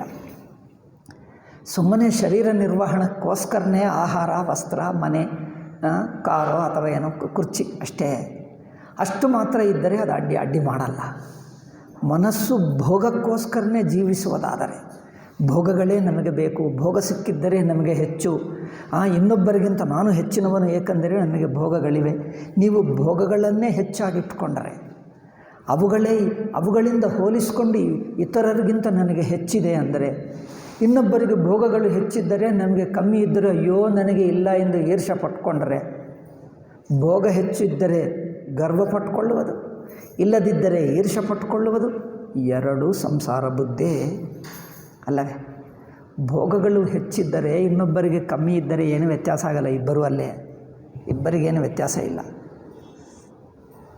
ಯಾವಾಗ ಲೌಕಿಕ ಭೋಗ, ಇಹಲೌಕಿಕ ಭೋಗಗಳೇ ಪುರುಷಾರ್ಥ ಅಂದರೆ ಜೀವನಕ್ಕೆ ಬೇಕಾಗಿದ್ದು ಎಂಬ ಬುದ್ಧಿ ಬಿಡುತ್ತಾನೋ ಅದಲ್ಲ. ಮನಸ್ಸಿಗೆ ಸಮಾಧಾನ, ಏನೋ ಒಂದು ನಿಶ್ಚಲವಾಗಿ ನಿರ್ಮಲ ಭಾವದಿಂದ, ಪವಿತ್ರ ಭಾವದಿಂದ, ಸೇವಾ ಭಾವದಿಂದಲೋ ಆರಾಧನಾ ಭಾವದಿಂದಲೋ ಏನೋ ಕೆಲಸ ಮಾಡ್ತೀವಿ ಅಷ್ಟೇ. ಆ ಸೇವಾ ಭಾವ, ಆರಾಧನಾ ಭಾವ, ನಿರ್ಮಲ ಭಾವನೆಯೇ ನಮಗೆ ತೃಪ್ತಿ. ಅದು ವಸ್ತುವಲ್ಲ, ಅದು ಮನೋಭಾವ, ಸಾತ್ವಿಕ ಸ್ಥಿತಿ. ಆ ಸಾತ್ವಿಕ ಸ್ಥಿತಿಯೇ ಪ್ರಸನ್ನವಾದ ಸ್ಥಿತಿ, ಸಮಾಧಾನವಾದ ಸ್ಥಿತಿ. ಅದು ಹಣದಿಂದ ಬಂದಿದ್ದಲ್ಲ, ವಸ್ತುವಿನಿಂದ ಬಂದಿದ್ದಲ್ಲ, ಮನಸ್ಸಿನ ಶುದ್ಧ ಸ್ಥಿತಿಯಿಂದ, ಶುದ್ಧ ಭಾವದಿಂದ, ನಿರ್ಮಲತದಿಂದ, ಮನೋನಿಗ್ರಹ, ಇಂದ್ರಿಯ ನಿಗ್ರಹದಿಂದ ಬಂತು. ಅದನ್ನು ಪುರುಷಾರ್ಥ ಇಟ್ಕೊಂಡ್ರೆ ಅದು ಸಿಕ್ಕುತ್ತದೆ. ಏಕೆಂದರೆ ಅದಕ್ಕೆ ಖರ್ಚೇನು ಬೇಕಾಗಿಲ್ಲ. ನಿಮ್ಮ ಮನಸ್ಸು ಶುದ್ಧವಾಗಿದ್ದರೆ ಸಾಕು, ಅದಕ್ಕೆ ಹೊರಗಿನ ಖರ್ಚೇನು ಬೇಕಾಗಿಲ್ಲ. ಅದು ಸಾತ್ವಿಕತೆಯೇ ಪ್ರಸನ್ನತ, ಅದೇ ಸಾಕು. ಆ ಮನೋಭಾವವನ್ನೇ ಇಟ್ಕೊಂಡರೆ ಅವರು ಲೌಕಿಕ ಸಾಂಸಾರಿಕ ವಿಷಯವನ್ನು ದಾಟಿದ್ದಾರೆ ಎಂದು ಹೇಳಬಹುದು. ಅದಕ್ಕೋಸ್ಕರ ಪೂರ್ವ ಕಾಲದಲ್ಲಿಯೂ ಎಲ್ಲ ವೃತ್ತಿಗಳು, ಧನಿಕರಾಗಲಿ, ಮಧ್ಯಮರಾಗಲಿ, ಬಡವರಾಗಲಿ, ಕೂಲಿ ಮಾಡುವವರಾಗಲಿ, ವಸ್ತುಗಳಿಂದ ಮನಸ್ಸಿಗೆ ತೃಪ್ತಿ ಆಗಲ್ಲ. ಏನೋ ಊಟ ಮನೆ ಇದ್ದರೆ ಸಾಕು, ವಸ್ತ್ರ ಊಟ ಮನೆ ಇದ್ದರೆ ಸಾಕು. ಮಿಕ್ಕದ್ದು ಮನಸ್ಸಿನಿಂದ ಶುದ್ಧ ಭಾವದಿಂದ ಸೇವಾ ಭಾವ, ಆರಾಧನಾ ಭಾವ, ಪ್ರೀತಿ, ನಿಸ್ವಾರ್ಥ ಪ್ರೀತಿ, ಇದು ಮುಖ್ಯ ಇಟ್ಕೋ. ಸದ್ಗುಣಗಳು ಪ್ರಧಾನವಾಗಿಟ್ಕೋ. ಅದರಿಂದಲೇ ನಿಮ್ಮ ಜೀವನ ಸಾರ್ಥಕವಾಗುತ್ತದೆ, ಚರಿತಾರ್ಥವಾಗುತ್ತದೆ ಎಂದು ಸಾಮಾನ್ಯ ಜನರು, ಕೂಲಿ ಜನರು ಅದೇ ನೋಡ್ಕೊಳ್ತಿದ್ದರು. ಯಾರೊಬ್ಬ ಯುವಕ ಹಣಕ್ಕೋಸ್ಕರ ಮೋಹ ಇದ್ದರೆ ಹಣ ಏನಿಟ್ಕೊಂಡಿದ್ಯಪ್ಪ ಎಂದು ಹಿರಿಯರು ಬೈಯುತ್ತಿದ್ದರು. ಕೂಲಿ ಜನರೇ ಆಗಿದ್ದರು. ಹಣ ಮಾಡಿಕೊಂಡು ಏಕಪ್ಪ, ಏನೋ ಕೆಲಸ ಮಾಡ್ತಾ ಇದ್ದೀವಿ ಸಾಕು, ಕೆಲಸ ಮಾಡ್ತೀವಿ, ಅದರಲ್ಲಿ ಸ್ವಲ್ಪ ಉಳಿಯುತ್ತದೆ, ನಮಗೆ ಬೇಕಾದಷ್ಟು. ನೀವು ಕೆಲವರಿಗೆ ಹೋಗಿ ತರಕಾರಿ ಮಾಡುವವರಿಗೆ, ನೀವು ಇಷ್ಟು ಮಾಡ್ತಾ ಇದ್ದೀರಲ್ಲ, ತಿಂಗಳಿಗೆ ಎಷ್ಟು ಬರುತ್ತದೆ, ನಿಮಗಿದು ಸಾಕಾಗ್ತದೆ ಎಂದು ಕೇಳು. ಕೆಲವರು ಏನು ಹೇಳ್ತಾರೆ, ನಾವೇನು ಇದರಿಂದ ದೊಡ್ಡ ಬಿಲ್ಡಿಂಗ್ ಕಟ್ಟಬೇಕಾ, ಏನೋ ನಮಗೆ ಏನದು ನಿತ್ಯ ವ್ಯವಹಾರಕ್ಕೆ ಊಟಕ್ಕೆ ವಸ್ತ್ರಕ್ಕೆ ಸಾಕಾದರೆ ಸಾಕು, ಮಾರಿದ ನಂತರ ಸ್ವಲ್ಪ ಉಳಿಯುತ್ತದೆ, ಇದು ಸಾಕು ಅಷ್ಟೇ, ಮಿಕ್ಕದೇನು ಯೋಚನೆ ಇಲ್ಲ. ನಿತ್ಯ ವ್ಯವಹಾರಕ್ಕೆ ತಿಂಗಳಿಗೆ ಸ್ವಲ್ಪ ಬರುತ್ತಾ ಇದೆ, ವಸ್ತ್ರ ಊಟ ಸಿಕ್ಕಿತು, ನಡೆಯಿತು ಅಷ್ಟೇ, ಇದಕ್ಕಿಂತ ಹೆಚ್ಚೇನಿಲ್ಲ. ಅಂದರೆ ಅವರ ಗುರಿ ಇದಕ್ಕಿಂತ ದೊಡ್ಡ ಗುರಿ ಇಲ್ಲ. ಅರ್ಥಕಾಮ ಅವರಿಗೆ ಗುರಿ ಅಲ್ಲ. ಅದೇ ಇತ್ತು, ಎಲ್ಲರಿಗೂ ಹಾಗೆ ಇತ್ತು. ಇಡೀ ಭಾರತೀಯ ಸಮಾಜಕ್ಕೆ, ಹಿಂದೂ ಸಮಾಜಕ್ಕೆ ಹಾಗೆ ಇತ್ತು. ಅರ್ಥಕಾಮಗಳು ಪ್ರಧಾನವಲ್ಲ. ಅರ್ಥಕಾಮಗಳು ಜೀವನ ನಿರ್ವಾಹಕ್ಕೆ ಅಷ್ಟೇ. ಮಿಕ್ಕದು ಏನೋ ಇದನ್ನೇ ಒಂದು ಧರ್ಮ ಬುದ್ಧಿಯಿಂದ, ಆರಾಧನಾ ಬುದ್ಧಿಯಿಂದ ಜೀವಿಸ್ತಾ ಇದ್ದೀವಿ ಅಷ್ಟೇ. ಇದೇ ತೃಪ್ತಿಯಿಂದ ಜೀವಿಸು. ಅದರಿಂದ ನಿಷ್ಕಾಮ ಧರ್ಮದಿಂದ ಜೀವಿಸುವುದು ಮನಸ್ಸುಗೂ ಸಾತ್ವಿಕ ಭಾವವನ್ನುಂಟು ಮಾಡ್ತದೆ, ಶುದ್ಧಿಯನ್ನುಂಟು ಮಾಡ್ತದೆ. ಆ ಶುದ್ಧಿಗೆ ನನಗೆ ಮನಸ್ಸಿಗೆ ನೋಡು, ಅವರಿಗೆ ವಸ್ತುವೇನಿಲ್ಲ, ಮನಸ್ಸು ಮಾತ್ರ ಪ್ರಸನ್ನವಾಗಿದೆ. ಎಷ್ಟು ಜನರು ಹಾಗೇ ಇದ್ದರು. ಇತ್ತೀಚೆಗೆ ಆಧುನಿಕ ವಿದ್ಯೆ, ಟಿವಿಗಳು ಮನಸ್ಸಿನಲ್ಲಿ ಆಸೆಗಳನ್ನು ಹುಟ್ಟಿಸಿ ಜನರನ್ನು ಹುಚ್ಚಾಗಿ ಮಾಡಿಬಿಡ್ತಾಯಿದೆ. ಅದಕ್ಕೋಸ್ಕರನೇ ಇಷ್ಟೆಲ್ಲ ಈ ಕ್ರೂರತ, ಪರಸ್ಪರ ಹಿಂಸೆ, ಅನ್ಯಾಯ, ಮೋಸ, ಒಬ್ಬರನ್ನು ನೋಡಿ ಇನ್ನೊಬ್ಬರು ಹೆಚ್ಚು. ಏಕೆ ಅಂದರೆ ಈ ಅತ್ಯಾಶಕ್ಕೆ ಹೋಗುವುದು, ಅರ್ಥಕಾಮಗಳೇ ಪ್ರಧಾನವಾಗಿ ಇಟ್ಕೊಳ್ಳುವುದು. ಅವರನ್ನು ನೋಡಿ ಇವರು, ಇವರನ್ನು ನೋಡಿ ಇನ್ನೊಬ್ಬರು. ಅವರು ಹೆಚ್ಚಾಗಿಬಿಟ್ಟರು, ಅವರು ಹೆಚ್ಚು ಸಂಪಾದಿಸಿದ್ದರು, ನಮ್ಮಂಥವರು ನಮ್ಮ ಜೊತೆಗೆ ಇದ್ದರು, ಮೊನ್ನೆ ಹೀಗಿದ್ದರು, ನಮ್ಮ ಜೊತೆಗೆ ಸೈಕಲ್ ಮೇಲೆ ಹೋಗುತ್ತಿದ್ದರು. ನೋಡಿ 5 ವರ್ಷದಲ್ಲಿ ಎಷ್ಟು ದೊಡ್ಡ ಮನೆ, ಕಾರುಗಳು ನೋಡು, ಎಷ್ಟು ಕಾರುಗಳು, ಎಷ್ಟು ಮನೆ, ಕೋಟೀಶ್ವರನಾಗಿ ಬಿಟ್ಟ. ಅಮ್ಮೋ, ನಾವು ಹಾಗೆ ಆಗಬೇಕು. ಈಗ ಇದು ನೋಡಿ, ಮೋಹ ನೋಡು, ಎಷ್ಟು ಮೋಹ ಇದೆ ನೋಡಿ. ಇದೇನು ದೊಡ್ಡ ಪುರುಷಾರ್ಥವ? ಈ ಆಧುನಿಕರಿಗೆ ಡ್ರೀಮ್ ಬಿಗ್ ಎಂದು ಹೇಳ್ತಾ ಇದ್ದಾರೆ. ದೊಡ್ಡ ಕನಸು ನೋಡು, ಏನೋ ಆಗಿಬಿಡ್ತೀನಿ ಅಂತ ನೋಡು. ಎಷ್ಟೆಷ್ಟು ಕನಸು ನೋಡ್ತಾರೋ ಅಷ್ಟಷ್ಟು ಭೋಗಪರಾಯಣರು, ಬಹಿರ್ಮುಖರು, ಅತ್ಯಾಶ ಇರುವವರು ಹೆಚ್ಚಾಗ್ತಾರೆ. ಅದರಿಂದ ಮನಸ್ಸು ಯಾವಕ್ಕೆ ತೃಪ್ತಿ ಇಲ್ಲ. ಹಣದಿಂದ, ಅಧಿಕಾರದಿಂದ, ಭೋಗದಿಂದ, ಬಂಧುಗಳಿಂದ ತೃಪ್ತಿ ಇರಲ್ಲ. ಅವರ ಜೊತೆಗೆ ಜಗಳ. ಏಕೆ? ಎಲ್ಲಿ ಭೋಗಪರಾಯಣತೆ ಇರುತ್ತದೋ ನೋಡಿ, ಹಣ, ಭೋಗಪರಾಯಣತ, ಅಧಿಕಾರ, ಈ 3ರಲ್ಲಿ ಮೋಹ, 4ನೇದು ಮೋಹ. ಪ್ರೇಮ ಬೇರೆ, ಮೋಹ ಬೇರೆ. ಈ 4ರಲ್ಲಿ ಜಗಳಕ್ಕೆ ಅವಕಾಶ. ಈ 4 ಎಲ್ಲಿರುತ್ತದೋ ಅಲ್ಲಿ ಜಗಳ ಆಗ್ತದೆ ನೋಡಿ. ಎಲ್ಲೆಲ್ಲಿ ಜಗಳ ಆಗುತ್ತದೋ ಈ 4 ಇಟ್ಕೊಂಡು ನೋಡಿ. ಈ ನಾಲ್ಕಿನಲ್ಲಿ ಯಾವುದೇ ಒಂದು ಕಾರಣ ಇರುತ್ತದೆ. ಈ ನಾಲ್ಕು ಬಿಟ್ಟು ಐದನೇ ಕಾರಣ ಇರೋದಿಲ್ಲ. ಅದರ ಹಣ ವಿಷಯ ಅಥವಾ ಅಧಿಕಾರ ವಿಷಯದಲ್ಲಿ ಜಗಳ, ಹಣ ವಿಷಯದಲ್ಲಿ ಜಗಳ, ಭೋಗ ವಿಷಯದಲ್ಲಿ ಜಗಳ, ಅಥವಾ ಮಮಕಾರ ಮೋಹದಲ್ಲಿ ಜಗಳ ಅಷ್ಟೇ. ಈ ನಾಲ್ಕು ಬಿಟ್ಟರೆ ಧರ್ಮ ಬುದ್ಧಿಯಿಂದ, ಸೇವಾ ಬುದ್ಧಿಯಿಂದ, ಆರಾಧನಾ ಬುದ್ಧಿಯಿಂದ ಜೀವಿಸ್ತಾರೆ. ಅವರಿಗೆ ಆಂತರಿಕ ತೃಪ್ತಿ, ಮನಸ್ಸಿನ ಸಮಾಧಾನಕ್ಕೋಸ್ಕರ ಜೀವಿಸ್ತಾರೆ. ಸಮಾಧಾನವೇ ಹೆಚ್ಚಿನ ಪುರುಷಾರ್ಥ. ಅದೇ ಧರ್ಮ ಪುರುಷಾರ್ಥ ಹೇಳಿದ್ದಾರೆ. ನಿಷ್ಕಾಮ ಧರ್ಮ ಅದು ಹೆಚ್ಚಿನ ಪುರುಷಾರ್ಥ, ಅದು ಮೋಕ್ಷಕ್ಕೆ ಅಂಗಭೂತ. ಈಗ ಲೌಕಿಕವೆಲ್ಲ ಬಿಟ್ಟುಬಿಟ್ಟರು. ಅರ್ಥ ಕಾಮ ಬೇಡ, ಧರ್ಮವೂ ಸಕಾಮ ಧರ್ಮ ಬೇಡ. ಅರ್ಥ ಕಾಮ ಬೇಡ, ಸಕಾಮ ಧರ್ಮ ಬೇಡ. ಮೂರು ಬಿಟ್ಟರೆ ಮನಸ್ಸು ಪ್ರಸನ್ನವಾಗಿರುತ್ತದೆ. ಇದು ಇಡೀ ಭಾರತ ದೇಶಕ್ಕೂ ಎಲ್ಲ ಜಾತಿಯವರಿಗೆ, ಎಲ್ಲ ಬಡವರಿಗೂ ಇದೇ ಪುರುಷಾರ್ಥ ಇತ್ತು. ನಾನು ಹಳ್ಳಿಯಲ್ಲಿ ನೋಡಿದೆ. ಪೂರ್ ಪೀಪಲ್ ಆದರೂ ದೊಡ್ಡ ಆದರ್ಶ ಏನಿರಲಿಲ್ಲ. ನಾನು ಏನೋ ಸಂಪಾದಿಸಬೇಕು, ಏನೋ ಆಗಬೇಕು. ಯಾರಾದರೂ ಸಿಟಿಗೆ ಹೋಗ್ತೀನಿ, ಏನೋ ಸಂಪಾದಿಸ್ತೀನಿ ಅಂದರೆ ಮೂರ್ಖಾಟಿ. ಅಲ್ಲಿ ಹೋಗಿ ಏನಿದೆ, ಹಣ ಸಂಪಾದಿಸ್ಕೊಂಡ್ರೆ ಏನು ಮಾಡ್ತೀವಿ, ಹಣ ಹೆಚ್ಚು ಬರುತ್ತದೆ, ಮನೆ ದೊಡ್ಡದಾಗ್ತದೆ, ನಿಮ್ಮ ಮನಸ್ಸಿಗೂ ತೃಪ್ತಿ ಆಗ್ತದ, ಅದೇನು ಬೇಡ ಎಂದು ಬೈಯುತ್ತಿದ್ದರು. ಹಿರಿಯರು ಬೈಯುತ್ತಿದ್ದರು. ಅಂದ್ಕೊಂಡಪ್ಪ, ಎಷ್ಟು ಸಂಸ್ಕಾರ ಅವರಿಗೆ. ಅದೇನು ಬೇಡ, ಮೋಹ. ಪ್ರಪಂಚದಲ್ಲಿ ಹಣ ಇಟ್ಕೊಂಡ್ರೆ, ಹಣ ಇಟ್ಟು ಎಲ್ಲ ನೋಡಿದ್ದೀವಿ, ಹಣ ಎಲ್ಲೆಲ್ಲಿದೆಯೋ ಜಗಳ ಬಂದೇ ಬಿಡ್ತದೆ ಅಷ್ಟೇ. ಹಣ ಹೆಚ್ಚು ಎಲ್ಲಿರುತ್ತದೆ ಅಲ್ಲಿ ಜಗಳ ಆಗ್ತದೆ. ನೀವು ನೋಡಿಕೊಂಡು ಬೇಕಾದರೆ ಗಮನಿಸ್ಕೊಂಡು. ಆದ್ದರಿಂದ ಎಲ್ಲಿ ಹೊರಗಿನ ವಸ್ತುಗಳಿಗೋಸ್ಕರನೇ ಹೆಚ್ಚಿನ ಪಾಪಗಳು ಮಾಡಬೇಕಾಗ್ತದೆ. ದೆನ್ ಅವರಿಗೆ ಗರುಡ ಪುರಾಣದಲ್ಲಿ ಹೇಳಿರುವ ದುಃಖಗಳು, ನರಕ, ಅಧೋಗತಿ, ಪ್ರಾಣಿ ಜನ್ಮ, ಮನುಷ್ಯ ಜನ್ಮ ಆಗಿದ್ದರೂ ಕುಂಟೋ ಕುರುಡೋ ಬಡವನೋ ಭಯಂಕರ ಜನ್ಮದಲ್ಲಿ ಹುಟ್ಟುತ್ತಾನೆ. ಮನುಷ್ಯ ಜನ್ಮ ಹುಟ್ಟಿದ್ದರೂ ಭಯಂಕರ ಕಷ್ಟದಲ್ಲಿ ಹುಟ್ಟುತ್ತಾನೆ. ಅದೇನು ಸುಮ್ಮನೇನು ಬರಲ್ಲ. ಮನುಷ್ಯ ಜನ್ಮದಲ್ಲಿಯೂ ಅನಾರೋಗ್ಯವಿದೆಯೋ, ಬಡತನ ಇದೆಯೋ, ಭಯಂಕರ ಅನ್ಯಾಯಕ್ಕೆ ಕಷ್ಟಕ್ಕೆ ಒಳಗಾಗಿದ್ದಾನೋ, ಜೈಲಿಗೂ ಹೋಗಿದ್ದಾನೋ ಅಂದರೆ ಎಲ್ಲ ಹಿಂದಿನ ಪಾಪಗಳೇ. ಹಿಂದಿನ ಪಾಪಗಳೇ. ಯಾರೋ ಒಬ್ಬರನ್ನು ಹಿಂಸೆ ಮಾಡಿದ ಅನುಭವಿಸಬೇಕಾಗ್ತದೆ, ಬಿಡಲ್ಲ. ಆದ್ದರಿಂದ ಕೆಲವೊಮ್ಮೆ ದೊಡ್ಡ ಪಾಪ ಮಾಡ್ತಾನೆ, ನಂತರ ಬದಲಾಯಿಸ್ತಾನೆ. ಈಗ ಇನ್ನು ಮೇಲೆ ಅಂಥದ್ದು ಮಾಡಲ್ಲ ಪಾಪ ಎಂದು ಬಿಟ್ಟು ಬಿಡ್ತಾನೆ. ಬಟ್ ಮಾಡಿರುವ ಪಾಪ ಇದ್ದು ಬಿಡ್ತಾನೆ. ಏನು ಮಾಡಬೇಕು? ಅದಕ್ಕೆ ನೀವು ಪ್ರಾಯಶ್ಚಿತ್ತ ಮಾಡದಿದ್ದರೆ, ನೀವು ಸಜ್ಜನನಾಗಿದ್ದರೂ, ಧರ್ಮಾತ್ಮನಾಗಿದ್ದರೂ ಆ ಹಿಂದೆ ಮಾಡಿರುವ ಪಾಪ ಹಾಗೆ ಸ್ಟಾಕ್ ಇದೆ. ನೀವು ಅದನ್ನು ಪ್ರಾಯಶ್ಚಿತ್ತ ಮಾಡಿ ಅದನ್ನು ಕ್ಯಾನ್ಸಲ್ ಮಾಡಬೇಕು. ಮಾಡದಿದ್ದರೆ ಆ ಪಾಪ ಹಾಗೇ ಇದ್ದು ಬಿಡ್ತದೆ. ಮತ್ತು ಯಾವಾಗಲೂ ಇದೇ ಜನ್ಮದಲ್ಲಿ ಆಗಲಿ, ಮುಂದಿನ ಜನ್ಮದಲ್ಲಿ, ಈಗ ಸಂಸ್ಕಾರ ಒಳ್ಳೆಯದಾಯಿತು, ಧರ್ಮಾತ್ಮನಾಗಿ ಬಿಟ್ಟಿದ್ದೀವಿ, ಮುಂದಿನ ಜನ್ಮನೂ ಧರ್ಮಾತ್ಮನಾಗೇ ಇರ್ತೀವಿ, ಏಕೆ ಸಂಸ್ಕಾರ ಒಳ್ಳೆಯದಾಯಿತು. ಬಟ್ ಯಾವಾಗಲೂ ಮಾಡಿದ್ದ ಪಾಪ ಹಾಗೇ ಇದ್ದು ಬಿಟ್ಟಿದೆ. ನೀವು ಪ್ರಾಯಶ್ಚಿತ್ತ ಮಾಡಲಿಲ್ಲ, ಮತ್ತೆ ಮುಂದಿನ ಜನ್ಮದಲ್ಲಿ ಬಂದು ಬಿಡ್ತಾರೆ. ಜನರು ಅಂದ್ಕೊಳ್ತಾರೆ, ಪಾಪ ಸಜ್ಜನ, ಯಾರಿಗೆ ಅನ್ಯಾಯ ಮಾಡಲಿಲ್ಲ, ಅಕಾರಣವಾಗಿ ಅವರಿಗೆ ಆಸ್ತಿ ಎಲ್ಲ ಕಿತ್ಕೊಂಡರು, ಇವರ ಮೇಲೇ ಕೇಸ್ ಹಾಕಿದ್ದರು, ಇವರಿಗೆ ಜೈಲು ಹಾಕಿದ್ದಾರೆ, ಅಯ್ಯಯ್ಯೋ ಇದೇನು ಅನ್ಯಾಯ ಎಂದು ಹೇಳ್ತಾರೆ. ಅನ್ಯಾಯವೇನಲ್ಲ, ಕರ್ಮ ಹಿಡಿಯಲ್ಲ, ಬಿಡಲ್ಲ, ಕರ್ಮ ಹಿಡ್ಕೊಂಡು ಬಿಡ್ತಾರೆ. ಯಾವಾಗಲೂ ಹಿಂದೆ ಮಾಡಿದ, ಅತ್ಯಾಶ ಇರುವ ಕಾಲದಲ್ಲಿ ಪಾಪ ಮಾಡಿದ, ನಂತರ ಧರ್ಮಾತ್ಮ ಆದ, ತನ್ನ ಬುದ್ಧಿ ಬದಲಾಯಿಸಿಕೊಂಡ, ಪಾಪ ಕ್ಯಾನ್ಸಲ್ ಮಾಡಲಿಲ್ಲ, ಮಾಡಿರುವ ಪಾಪ ಹಾಗೇ ಇದ್ದುಬಿಟ್ಟಿದೆ. ಅದಕ್ಕೆ ಪ್ರಾಯಶ್ಚಿತ್ತ ಮಾಡಬೇಕು. ಮಾಡದಿದ್ದರೆ ನೀವು ಧರ್ಮಾತ್ಮನಾಗೇ ಬಿಡ್ತೀವಿ, ಸಜ್ಜನನಾಗ್ತೀವಿ, ಪರೋಪಕಾರ ಮಾಡ್ತೀವಿ. ಯಾವಾಗಲೂ ಒಂದು ದಿವಸ ನಿಮ್ಮ ಸಜ್ಜನತಾ ಧರ್ಮವಾಗಿದ್ದರೂ ನಿಮ್ಮನ್ನೇ ಜೈಲಿಗೆ ಹಾಕ್ತಾರೆ. ಅಯ್ಯೋ ಇದೇನಪ್ಪ, ಜನರು ಆಶ್ಚರ್ಯ ಪಟ್ಕೊಳ್ತಾರೆ, ಸಜ್ಜನನಿಗೆ ಇಂಥ ಗತ್ಯ ದುರ್ಗತ್ಯ, ಅಯ್ಯೋ ಸಜ್ಜನನಿಗೆ ಇಂಥ ಕಷ್ಟವ, ಅಯ್ಯೋ ಇದೇನಾಯಿತು ಅನಿಸುತ್ತದೆ. ಏಕೆಂದರೆ ಅವರು ಹಿಂದೆ ಮಾಡಿದ್ದು, ಹಿಂದೆ ಸಜ್ಜನನಾಗುವಕ್ಕೆ ಮುಂಚೆ ಮಾಡಿರುವ ಪಾಪ ಹಾಗೇ ಇದೆ ಸ್ಟಾಕ್. ಅದು ಕ್ಯಾನ್ಸಲ್ ಮಾಡಲಿಲ್ಲ ಅಂದರೆ ಪ್ರಾಯಶ್ಚಿತ್ತ ಮಾಡಲಿಲ್ಲ, ಅದು ಬಂದು ಹಿಡಿಯುತ್ತದೆ. ಅದಕ್ಕೋಸ್ಕರ ಸಜ್ಜನರಿಗೂ ಕೆಲವರಿಗೆ, ಧರ್ಮಾತ್ಮರಿಗೆ ಹಿಂಸೆ ಆಗುತ್ತದೆ. ನೋಡಿದ್ದೀರಾ, ಭಯಂಕರ ಹಿಂಸೆಗಳು, ಅನ್ಯಾಯಗಳು, ಬಡತನ, ಕಷ್ಟ ಭಯಂಕರ ಆಗುತ್ತದೆ. ಜನ ಹೇಳ್ತಾರೆ, ಈ ಪಾಪ ಸಜ್ಜನ ಧರ್ಮಾತ್ಮ ಎಲ್ಲರಿಗೂ ಉಪಕಾರ ಮಾಡ್ತಾನೆ, ಏಕೆ ಆಗ್ತಾ ಇದೆ, ಅಯ್ಯೋ ಏಕೆ ಆಗ್ತದೆ, ಅಯ್ಯೋ ಏಕೆ ಆಗ್ತದೆ. ಜನರೆಲ್ಲ ಆಶ್ಚರ್ಯ ಪಟ್ಕೊಳ್ತಾರೆ. ಅಯ್ಯೋ ಇದೇನು ಹೇಳ್ತಾರೆ. ಇದೇನು ಅಂದರೆ ಅದು ಹಿಂದೆಂದು, ಅದು ಎಲ್ಲ ಇರುತ್ತದೆ, ಬಿಡಲ್ಲ.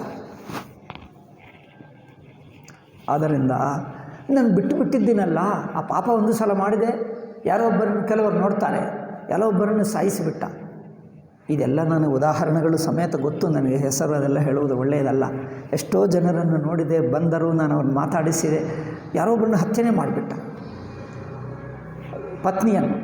ನಂತರ ಬಿಟ್ಟು ಬೇರೆ ಊರಿಗೆ ಹೋಗಿ ಇನ್ನೊಬ್ಬ ಮದುವೆ ಮಾಡಿಕೊಂಡ, ಮಕ್ಕಳು ಎಲ್ಲ ಚೆನ್ನಾಗಿದ್ದಾರೆ, ಈಗ ಸಜ್ಜನಾಗಿದ್ದಾನೆ. ಸಜ್ಜನ ಅಂದರೆ ಧರ್ಮಾತ್ಮರಾಗಿದ್ದಾನೆ, ಚೆನ್ನಾಗಿದ್ದಾನೆ. ಬಟ್ ಇದು ಏಕೆ ಮಾಡಿದ್ದೆ ಅಂದರೆ ಏನೋ ಕೋಪ ಆವೇಶದಲ್ಲಿ ಮಾಡಿಬಿಟ್ಟ. ಈಗ ಮನಸ್ಸು ನೋಡಿದ್ದರೆ ಕೆಲವರು ಏನು ಮಾಡ್ತಾರೆ ಅಂದರೆ, ಒಂದು ಸಲ ಕೊಳೆ ಮಾಡಿದ್ದರೆ ಅದು ಸಂಸ್ಕಾರ ಬಂದುಬಿಟ್ಟು ಅದು ಸ್ವಾಭಾವಿಕವಾಗಿಬಿಟ್ಟು ಸ್ವಾಭಾವಿಕ ಕೊಳೆಗಾರ ಆಗಿಬಿಡ್ತಾನೆ. ಸ್ವಾಭಾವಿಕ ಕೊಳೆಗಾರ. ಇವನು ಸ್ವಾಭಾವಿಕ ಕೊಳೆಗಾರ ಆಗಲಿಲ್ಲ, ಸಜ್ಜನನೇ, ಒಳ್ಳೆಯದಾಗಿದ್ದಾನೆ, ಧರ್ಮಾತ್ಮ, ಎಲ್ಲರಿಗೂ ಉಪಕಾರ ಮಾಡ್ತಾನೆ, ಚೆನ್ನಾಗಿ ಮಾತಾಡಿಸ್ತಾನೆ, ಬನ್ನಿ ಹೇಳ್ತಾರೆ. ಮತ್ತು ಕೊಳೆ ಮಾಡಿದ್ದು ಮಾತ್ರ ಪಾಪ ಒಂದಿದ್ದೇ ಬಿಟ್ಟಿದೆ. ಅವರೇನೋ ಮತ್ತೆ ಪೂಜೆ ಮಾಡ್ತಾನೆ, ಎಲ್ಲ ಮಾಡ್ತಾನೆ. ಅದು ಮಾಡಿದ್ದೇನಾಗಬೇಕು? ಅದಕ್ಕೆ ನೀವು ಪ್ರಾಯಶ್ಚಿತ್ತ ಮಾಡದಿದ್ದರೆ ಯಾವಾಗಲೂ ಒಂದು ಸಲ ಬಂದು ಬಿಡ್ತದೆ. ಆಶ್ಚರ್ಯಪಟ್ಟು ಅಯ್ಯಯ್ಯೋ ಇದೇನು ಅಂತ ಆಗುತ್ತದೆ, ಬಂದೇ ಬಿಡ್ತದೆ. ಆದ್ದರಿಂದ ಹಿಂದಿನ ಪಾಪಗಳಿಗೆ ಪ್ರಾಯಶ್ಚಿತ್ತ ಆಗಬೇಕು. ಮನಸ್ಸಿನ ಸಂಸ್ಕಾರಗಳು ಬಿಡಿಸಬೇಕು. ಕೆಲಮಟ್ಟದ ರಾಗದ್ವೇಷಗಳು ಬಿಡ್ತೀವಿ, కానీ ವೇದಾಂತವು ಇನ್ನೂ ಆಳವಾಗುತ್ತಾ ಇರುವಾಗ, ಇನ್ನೂ ಸೂಕ್ಷ್ಮವಾಗಿ ತತ್ವಚಿಂತನ ನಿಧಿಧ್ಯಾಸನ ಹಂತಕ್ಕೆ ಬಂದಾಗ ಸೂಕ್ಷ್ಮ ಸಂಸ್ಕಾರಗಳು ಹಿಡಿಯುತ್ತವೆ. ಸೂಕ್ಷ್ಮ ಸಂಸ್ಕಾರಗಳೆಂದರೆ ಸಣ್ಣ ಪುಟ್ಟ ಘಟನೆಗಳು ಹಿಡ್ಕೊಳ್ತವೆ. ಸಣ್ಣ ಪುಟ್ಟ ಘಟನೆ. ಇಲ್ಲಿ ಹೋಗ್ತಾ ಇದ್ದೀವಿ, ಯಾರೋ ಬಂದು ಕಂಡು ಬಂದರು, ನೀವು ಹೋಗ್ತೀರಿ, ಅಯ್ಯೋ ಅವ್ರು ಕಂಡು ಬಂದ, ಅವರೇನೋ ಹೇಳಿದ, ಅವ್ರ ಮನೆಯಲ್ಲಿ ಹೀಗೆ ಆಯ್ತಂತೆ, ಅವ್ರು ಹೀಗಾಯ್ತಂತೆ ಏನೋ ಕತೆ ಹೇಳಿ ಹೋಗ್ತಾನೆ. ಅವರು ಹೋದ ನಂತರ ಈಗ ನೀವು ಅದೇ ನೆನಪಿಸ್ಕೊಳ್ತಾ ಇರ್ತೀರಿ. ಈಗ ಅದೇ ಯೋಚನೆ, ಇಷ್ಟೆಲ್ಲ ಏಕಪ್ಪ ಯೋಚನೆ, మరి ಏನೋ ಬರ್ತಾ ಇದೆ, ಅದು ಅಡ್ಡಿ ಮಾಡ್ತದೆ. ಇದರಲ್ಲಿ ನಮಗೆ ರಾಗದ್ವೇಷ ಏನೂ ಇಲ್ಲ, ಸುಮ್ಮನೆ ಅಭ್ಯಾಸ ಆಗಿಬಿಟ್ಟಿತ್ತು. ನಡೆದಿದ್ದೆಲ್ಲ ಮನಸ್ಸು ತುಂಬಿಕೊಂಡು ಬಿಡ್ತದೆ. ನಡೆದಿದ್ದು ಏನೋ ಹೇಳ್ತಾರೆ, ಅವರು ಏನೋ ಕಂಡು ಬರ್ತಾರೆ. ಯಾವುದೋ 10 ವರ್ಷ 20 ವರ್ಷ ಹಿಂದಿನ ವ್ಯಕ್ತಿ ಕಂಡು ಬಂದ, ನಮ್ಮ ಮನೆಯಲ್ಲಿ ಹೀಗಾಯಿತು, ನಮ್ಮ ಮಗ ಹೀಗಿದ್ದಾನೆ, ಅವ್ರ ಕದಲ್ಲಿದ್ದಾನೆ ಅನ್ನೋ ಕತೆ ಎಲ್ಲ ಹೇಳ್ತಾನೆ. ಎಲ್ಲ ಕೇಳಿದ ನಂತರ ಅವರು ಹೋದ ತಕ್ಷಣವೇ ನಿಮ್ಮ ಮನಸ್ಸು ಕನ್ನಡಿ ಆಗಬೇಕು. ಹೋಗಲಿ, ಎಲ್ಲ ಬಿಟ್ಬಿಡು, ಯಾವುದು ಬೇಡ ನಮಗೆ. ಅದಾಗಬೇಕು. ಅಟ್ಲೀಸ್ಟ್ ನಿಧಿಧ್ಯಾಸನ, ಇನ್ನು ಆಳವಾದ ತತ್ವಚಿಂತನ ಮಾಡುವಾಗ ಇದಾಗಬೇಕು. ಪೂರ್ತಿ ಬಿಡಬೇಕು. ಅದಾಗಿದ್ದೇನೋ ಆಗುತ್ತದೆ, ಹಾಗಲೇ ಅಷ್ಟೇ. ಸುಮ್ಮನೆ ಪ್ರಪಂಚದಲ್ಲಿ ನಡೆದಿರುವ ಘಟನೆ ಎಷ್ಟೋ ಇವೆ ಪ್ರಪಂಚದಲ್ಲಿ, ಇದೆಲ್ಲ ನಾವು ನೋಡಬೇಕಾ? ಇದೆಲ್ಲ ಮನಸ್ಸಿನಲ್ಲಿ ಇಟ್ಕೊಳ್ಳಿ. ಎಷ್ಟು ನಡೆಯುತ್ತವೆ ಅನ್ಯಾಯಗಳು, ಮೋಸಗಳಿವೆ, ಒಳ್ಳೆಯದಿದೆ, ಕೆಟ್ಟದಿದೆ, ಎಲ್ಲ ಬಗೆ ಇರುತ್ತದೆ. ಪ್ರಪಂಚವೇ ಪ್ರಪಂಚ. ಒಳ್ಳೆಯದಿರುತ್ತದೆ, ಕೆಟ್ಟದಿರುತ್ತದೆ. ಸಜ್ಜನರು ಇದ್ದಾರೆ, ದುರ್ಜನರು ಇದ್ದಾರೆ. ಭಯಂಕರ ಊಹಿಸಿಕೊಳ್ಳಕ್ಕಾಗದೇ ಇರುವಂಥ ಕಷ್ಟಗಳು, ಅನ್ಯಾಯಗಳು ನಡೆಯುತ್ತವೆ. ಅದೆಲ್ಲ ಮನಸ್ಸಿನಲ್ಲಿ ಇಟ್ಕೊಂಡು ಮನಸ್ಸನ್ನು ಅಂಟಿಸಿಕೊಳ್ಳಬಾರದು. ಕನ್ನಡಿ ಹಾಗಿರಬೇಕು. ನಡೆದಿದ್ದು ನೋಡ್ತೀವಿ ಬಿಡ್ತೀವಿ ಅಷ್ಟೇ. ಕ್ಯಾಮರಾ ಆಗಬಾರದು, ಕನ್ನಡಿ ಆಗಿರಬೇಕು. ನಡೆಯಿತು, ಆಯಿತು, ಅದೇನು ದೊಡ್ಡ ವಿಷಯವೇ ಅಲ್ಲ ಅನಿಸಬೇಕು. ಒಳ್ಳೆಯದು ವಿಷಯವಲ್ಲ, ಕೆಟ್ಟದ್ದು ವಿಷಯವಲ್ಲ. ಆವಾಗ ಮನಸ್ಸು ಅಂತರ್ಮುಖವಾಗಿ ಕೇವಲ ತತ್ವಚಿಂತನಕ್ಕೆ ಯೋಗ್ಯವಾಗುತ್ತದೆ. ಹೇಳಿದ್ದ ಹಾಗೆ ದೇಹ, ಇಂದ್ರಿಯ, ಮನಸ್ಸುಗಳು ಅರಿವಿಕೆ ಇಲ್ಲ. ನೀವೇನು ಮಾಡಬೇಕಾಗಿಲ್ಲ. ನಿಜವಾಗಿ ಇಂದ್ರಿಯ ಮನಸ್ಸುಗಳು ಆತ್ಮకు ತಾನೇ ಇಲ್ಲ. ಆತ್ಮ ತಾನು ಶುದ್ಧವಾಗೇ ಇದೆ, ಸಾಕ್ಷಿ ಅಷ್ಟೇ ಅಲ್ಲವೇ? ಆಕಾಶಕ್ಕೆ ನೀವೇನಾದರೂ ಪೇಂಟ್ ಅಂಟಿಸ್ತೀರಾ? ನೀವು ನೋಡಿ, ಗೋಡೆಗಳಿಗೆ ಧೂಳು ಇದ್ದರೆ, ಭೂಮಿ ಮೇಲೆ ಗೋಡೆಗಳಿದ್ದರೆ ನೀರು ಹಾಕ್ತೀರಿ, ಏನಾದರೂ ಬಟ್ಟೆಯಿಂದ ಒರೆಸ್ತೀರಿ, ಎಲ್ಲ ಮಾಡ್ತೀರಿ. ಆಕಾಶಕ್ಕೆ ಬಟ್ಟೆಯಿಂದ ಒರೆಸ್ತೀರಾ? ಏಕೆ ಒರೆಸಲ್ಲ? ಆಕಾಶಕ್ಕೆ ಬಟ್ಟೆಯಿಂದ ಏಕೆ ಒರೆಸಲ್ಲ? ಒದ್ದೆ ಬಟ್ಟೆಯಿಂದ ಚೆನ್ನಾಗಿ ಮತ್ತೆ ಏಕೆ ಒರೆಸಲ್ಲ? ಆಕಾಶಕ್ಕೂ ಯಾವುದು ಅಂಟುಕೊಳ್ಳಲ್ಲ, ಧೂಳೇ ಅಂಟುಕೊಳ್ಳಲ್ಲ, ಯಾವುದು ಅಂಟುಕೊಳ್ಳಲ್ಲ. ಹಾಗೆ ಆತ್ಮ ನಿತ್ಯ ಶುದ್ಧ. ನಮ್ಮ ಸಾಕ್ಷಿ ಸ್ವರೂಪ ಇದೆ. ನಾನು ಒಬ್ಬ ವ್ಯಕ್ತಿ ಅಲ್ಲ, ನಾನು ಇಲ್ಲಿ ದೇಹದಲ್ಲಿ ಇಲ್ಲಿ ಕೂತಿರುವವನಲ್ಲ, ನಾನು ಇಲ್ಲಿ ಎಂಬುದು ಒಂದು ಜಾಗದಲ್ಲೇ ಇಲ್ಲ, ನಾನು ತಾನೆಂಬುದು ಒಂದು ವ್ಯಕ್ತಿ ಅಲ್ಲ. ಎಲ್ಲಿದ್ದೇನೆ ಅಂದರೆ ಎಲ್ಲಿ ಎಂಬುದೇ ಇಲ್ಲ, ನನಗೆ ಜಾಗನೇ ಇಲ್ಲ. ಆ ತಿಳುವಳಿಕೆ ಆಗಬೇಕು. ನಾನು ಒಂದು ಜಾಗದಲ್ಲಿ ಕೂತಿರುವವನಲ್ಲ, ಒಂದು ಕಡೆ ಇಲ್ಲ. ನಾನು ಎಲ್ಲಿದ್ದೇನೆ ಅಂದರೆ ಅಂಥದ್ದು ಪ್ರಶ್ನವೇ ಇಲ್ಲವೇ? ಅಲ್ಲವೇ? ನೀವು ಎಲ್ಲಿದ್ದೀ ಎಂದು ಹೇಳು. ಎಲ್ಲಿದ್ದೇನೆ, ಎಲ್ಲಿ ಎಂಬುದು ಪ್ರಶ್ನಕ್ಕೆ ಅರ್ಥವಿಲ್ಲವೇ? ಇರವು, ತನ್ನ ಸಾಕ್ಷಿ ಸ್ವರೂಪ ಇರವಿಗೆ ಜಾಗ ಇಲ್ಲ. ಜಾಗ ಎಂಬುದು ದೇಹಕ್ಕಿದೆ, ಇಂದ್ರಿಯಕ್ಕಿದೆ, ಮನಸ್ಸಿಗೂ ಜಾಗ ಇದೆ, ಅರಿವಿಗೂ ಜಾಗ ಇಲ್ಲ. ಅರಿವು ಎಲ್ಲಿದೆ ಅಂದರೆ ಅರಿವು ಎಲ್ಲಿ ಅಂದರೆ ಎಲ್ಲಿ ಹೇಳಬೇಕು? ಅರಿವು ಎಲ್ಲಿದೆ? ಎಲ್ಲಿ ಎಂಬುದೇ ಒಂದು ಮನಸ್ಸಿನ ಕಲ್ಪನಾ. ಎಲ್ಲಿ ಎಂಬುದು ಜಾಗ ಎಂಬುದು ಮನಸ್ಸಿನ ವೃತ್ತಿ ಅರಿವಿಗೆಲ್ಲಿಲ್ಲ, ಅರಿವಿಗೆ ಕಲ್ಪಿತ. ಅರಿವಿನಲ್ಲಿ ವೃತ್ತಿ ಕಲ್ಪಿತ, ಅರಿವಿಗಿಲ್ಲ, ಅರಿವಿಗೆ ಜಾಗನೇ ಇಲ್ಲ. ಯಾವಾಗಿದ್ದೇವೆ? ಯಾವಾಗ ಅಂದರೆ ಯಾವಾಗ ಮಾತ್ರ ಇಲ್ಲ, ಎಂದಿಗೂ ಇದೆ. ಇರುವುದೇ ಅರಿವು, ಇರುವುದೇ ಅರಿವು. ಅದರಿಂದ ಎಲ್ಲಿ ಯಾವಾಗ ಅದಕ್ಕೆ ಅರ್ಥವೇ ಇಲ್ಲ. ಯಾವಾಗ ಚೈತನ್ಯ ಆತ್ಮ ಎಲ್ಲಿ ಯಾವಾಗ ಎಂಬ ದೇಶಕಾಲ ಸಂಬಂಧವಿಲ್ಲದೆ ಇರುವಂಥ ಸ್ವರೂಪ, ಅದನ್ನು ಗೊತ್ತು ಮಾಡಿದರೆ, ಅದರ ಕಡೆಗೆ ದೃಷ್ಟಿ ಇಟ್ಟರೆ ದೇಶಕಾಲಗಳು ಬಿಟ್ಟು ಹೋಗಬೇಕು, ಸಂಬಂಧಗಳು ಬಿಟ್ಟು ಹೋಗಬೇಕು, ಸ್ವತಃ ಸಿದ್ಧವಾಗಿಕೊಂಡಿದೆ. ಅದರಿಂದ ಆ ಕಡೆ ದೃಷ್ಟಿ ತಿರುಗಿದ್ದರೆ ಅದೇ ಕಂಡು ಬರ್ತದೆ. ಆತ್ಮ ತಾನೇ ಇದೆ, ತಾನೇ ಆಗಿದೆ. ನಾವೇನು ಮಾಡಬೇಕಾಗಿಲ್ಲ, ಆತ್ಮನನ್ನು ಶುದ್ಧಿಗೊಳಿಸಬೇಕಾಗಿಲ್ಲ. ದೇಹವು ಇಂದ್ರಿಯಗಳು ಅಂಟುಕೊಂಡೇನಿಲ್ಲ. ದೇಹ ಹೇಗೆ ಇರಲಿ ಆತ್ಮ ಕಂಡುಕೊಳ್ಳುವುದೇ ಅಲ್ಲ. ಮನಸ್ಸು ಹೇಗೆ ಇರಲಿ, ಇಂದ್ರಿಯಗಳು ಹೇಗೆ ಇರಲಿ, ಏನಿದ್ದರೂ ಆತ್ಮಕ್ಕೂ ಅಂಟುಕೊಳ್ಳುವುದೇ ಇಲ್ಲ. ಹಾವು ಹಗ್ಗ ಕಂಡುಕೊಂಡಿದೆಯಾ? ಹಾವನ್ನು ಸಾಯಿಸಬೇಕಾ? ಅಥವಾ ಅದನ್ನು ಯಾವುದಲ್ಲಿ ಹಗ್ಗದಲ್ಲಿ ಕಟ್ಟು ಬಿಸಾಕಿ ಬಿಡಬೇಕಾ? ಹಾವನ್ನು ಏನು ಮಾಡಬೇಕು? ಹಾವು ಇಲ್ಲವೇ ಇಲ್ಲ, ಮಾಡುವುದೇನು? ಹಾವು ಇಲ್ಲವೇ ಇಲ್ಲ, ಏನು ಮಾಡೋಕ್ಕೆ ಬೇಕಾಗೇ ಇಲ್ಲ. ಬೆಳಕು ನೋಡುವಷ್ಟೇ, ಹಗ್ಗನೇ ಇದೆ ಅಷ್ಟೇ. ಹಾವನ್ನು ಏನೂ ತೆಗೆಯುತ್ತಾ ಇಲ್ಲ, ಬಿಸಾಕ್ತಾ ಇಲ್ಲ, ಒಡೆದು ಹಾಕ್ತಾ ಇಲ್ಲ, ಸಾಯಿಸ್ತಾ ಇಲ್ಲ, ಏನೂ ಮಾಡ್ತಾ ಇಲ್ಲ. ಏಕೆ? ಕೈಯಿಂದ ಸುಮ್ಮನೆ ತಳ್ಳಿ ಆದರೂ ಪಕ್ಕಕ್ಕೆ ಇಡ್ತಾ ಇಲ್ಲ. ಹಾವೇನಾದರೂ ಇದೆಯಾ? ಪಕ್ಕಕ್ಕೂ ಇಡಬೇಕಾಗಿಲ್ಲ, ತಳ್ಳನೂ ಬೇಕಾಗಿಲ್ಲ.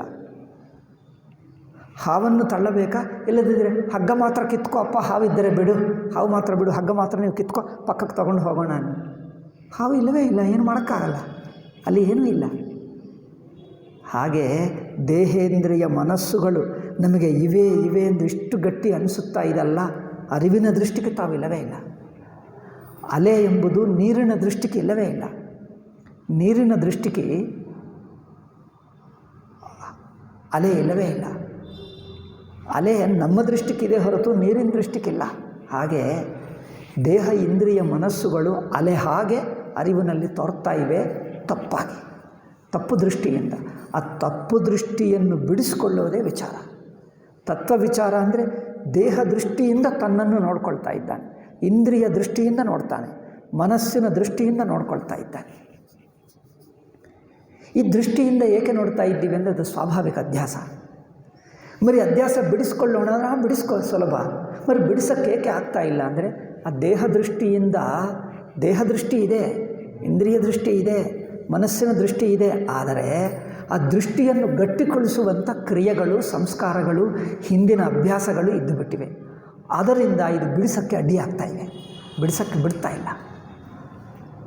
ಅದಕ್ಕೋಸ್ಕರ ಸಂಸ್ಕಾರ ಶುದ್ಧಿ ಮಾಡಿಕೊಂಡರೆ ಬಿಡಿಸುವುದು ಸುಲಭವಾಗ್ತದೆ ಅಷ್ಟೇ. ಸಂಸ್ಕಾರಗಳು ಬಿಡಿಸುವುದು ಏಕೆ ಅಂದರೆ ದೇಹ ದೃಷ್ಟಿ, ಇಂದ್ರಿಯ ದೃಷ್ಟಿಯಿಂದ ತನ್ನನ್ನು ಬಿಡಿಸ್ಕೊಳ್ಳುವುದು. ತಾನೊಬ್ಬ ವ್ಯಕ್ತಿ ಅಲ್ಲ. ವ್ಯಕ್ತಿ ಅಲ್ಲ ಅಂದರೆ ಏನು? ನಾನು ವ್ಯಕ್ತಿ ಅಲ್ಲವಾ? ವ್ಯಕ್ತಿ ಅಲ್ಲ ಅಂದರೆ ಹೇಗೆ ಅರ್ಥ ಮಾಡಿಕೊಳ್ಳಬೇಕು ನೋಡಿ. ಶಾಸ್ತ್ರ ಏನು ಹೇಳ್ತದೆ? ನೀವೊಬ್ಬ ಜೀವನಲ್ಲ, ನೀವೊಬ್ಬ ವ್ಯಕ್ತಿ ಅಲ್ಲ ಎಂದು ಹೇಳಿದ್ದೀವಿ. ವ್ಯಕ್ತಿ ಅಲ್ಲ ಅಂದರೆ ಹೇಳಿದ್ದನ್ನು ಕೇಳಿದಾಗ ಏನು ಮಾಡ್ತಾನೆ ಸಾಧಕ?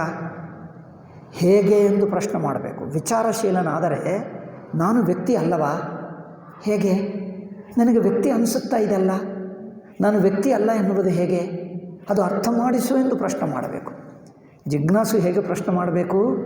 ನಾನು ವ್ಯಕ್ತಿ ಅಲ್ಲ ಅಂದರೆ ವ್ಯಕ್ತಿ ಅಲ್ಲವಾ? ಹೇಗೆ ನಾನು ವ್ಯಕ್ತಿ ಅನಿಸುತ್ತಾ ಇದೆ ಅಲ್ಲವೇ? ನಮ್ಮ ಅನುಭವ ಹೇಳ್ತದೆ ನಾನೊಬ್ಬ ವ್ಯಕ್ತಿ, ಇಲ್ಲಿದ್ದೇನೆ, ಹೀಗಿದ್ದೇನೆ, ಇದು ನಾನೊಬ್ಬ ವ್ಯಕ್ತಿ. ವ್ಯಕ್ತಿ ಅಲ್ಲ ಅಂದರೆ ಹೇಗೆ? ಹಾಗೆ ಪ್ರಶ್ನೆ ಮಾಡಬೇಕು ನಿಜವಾದ ಜಿಜ್ಞಾಸು ಆದರೆ. ಇವರೇನು ಹೇಳ್ತಾರೆ? ವ್ಯಕ್ತಿ ಅಲ್ಲ ಸುಮ್ಮನೆ ಹೇಳ್ತಾನೆ ವ್ಯಕ್ತಿ, ನಾವು ಆಗ್ರಹ ಮಾಡ್ತಾನೆ. ಸುಮ್ಮನೆ ಹೇಳ್ತಾನೆ ವ್ಯಕ್ತಿ ಅಲ್ಲ ಎಂದು. ಆಯಿತು, ಏನೇ ಹೇಳಲಿ, ನಾವು ವ್ಯಕ್ತಿ ಎನ್ನುವುದು ಮಾತ್ರ ನಿಜ. ನೀನೇ ಗಟ್ಟಿ ಮಾಡಿಕೊಂಡ್ರೆ ಈಗ ಕಲಿಯುವುದೇನು? ವಿಚಾರ ಎಲ್ಲಿದೆ? ವಿಚಾರಣೆ ನಿಂತು ಹೋಗ್ತದೆ, ವಿಚಾರಣೆ ನಡೆಯಲ್ಲ. ನೀವು ಮೊದಲೇ ಗಟ್ಟಿ ಮಾಡಿಕೊಂಡರೆ. ಮನಸ್ಸು ಗಟ್ಟಿ ಮಾಡಿಕೊಳ್ಳಬೇಡ. ವ್ಯಕ್ತಿ ಎಂದು ನನಗನ್ನಿಸುತ್ತದೆ, ಶಾಸ್ತ್ರ ಹೇಳ್ತಾ ಇದೆ ನಾನು ವ್ಯಕ್ತಿ ಅಲ್ಲ. ಅದು ಕೇಳಿದ್ದರೆ ಅನಿಸಬೇಕು ವ್ಯಕ್ತಿ ಅಲ್ಲವಾ? ಹೇಗೆ ಅದು ನನಗೆ ಗೊತ್ತಾಗಬೇಕು. ಹೇಗೆ? ನನಗೆ ತೋರಿಸಬೇಕು, ಅನುಭವದಲ್ಲಿ ಎತ್ತಿ ತೋರಿಸಬೇಕು ನೀವು. ಅದಾಗಬೇಕು ಜಿಜ್ಞಾಸೆ. ನಾನು ಅನುಭವದಲ್ಲಿ ವ್ಯಕ್ತಿ ಅಂದರೆ ನಾನು ಅವಸ್ಥೆ ಒಳಗೆ ಇದ್ದೇನೆ ಅಂದರೆ ವ್ಯಕ್ತಿ.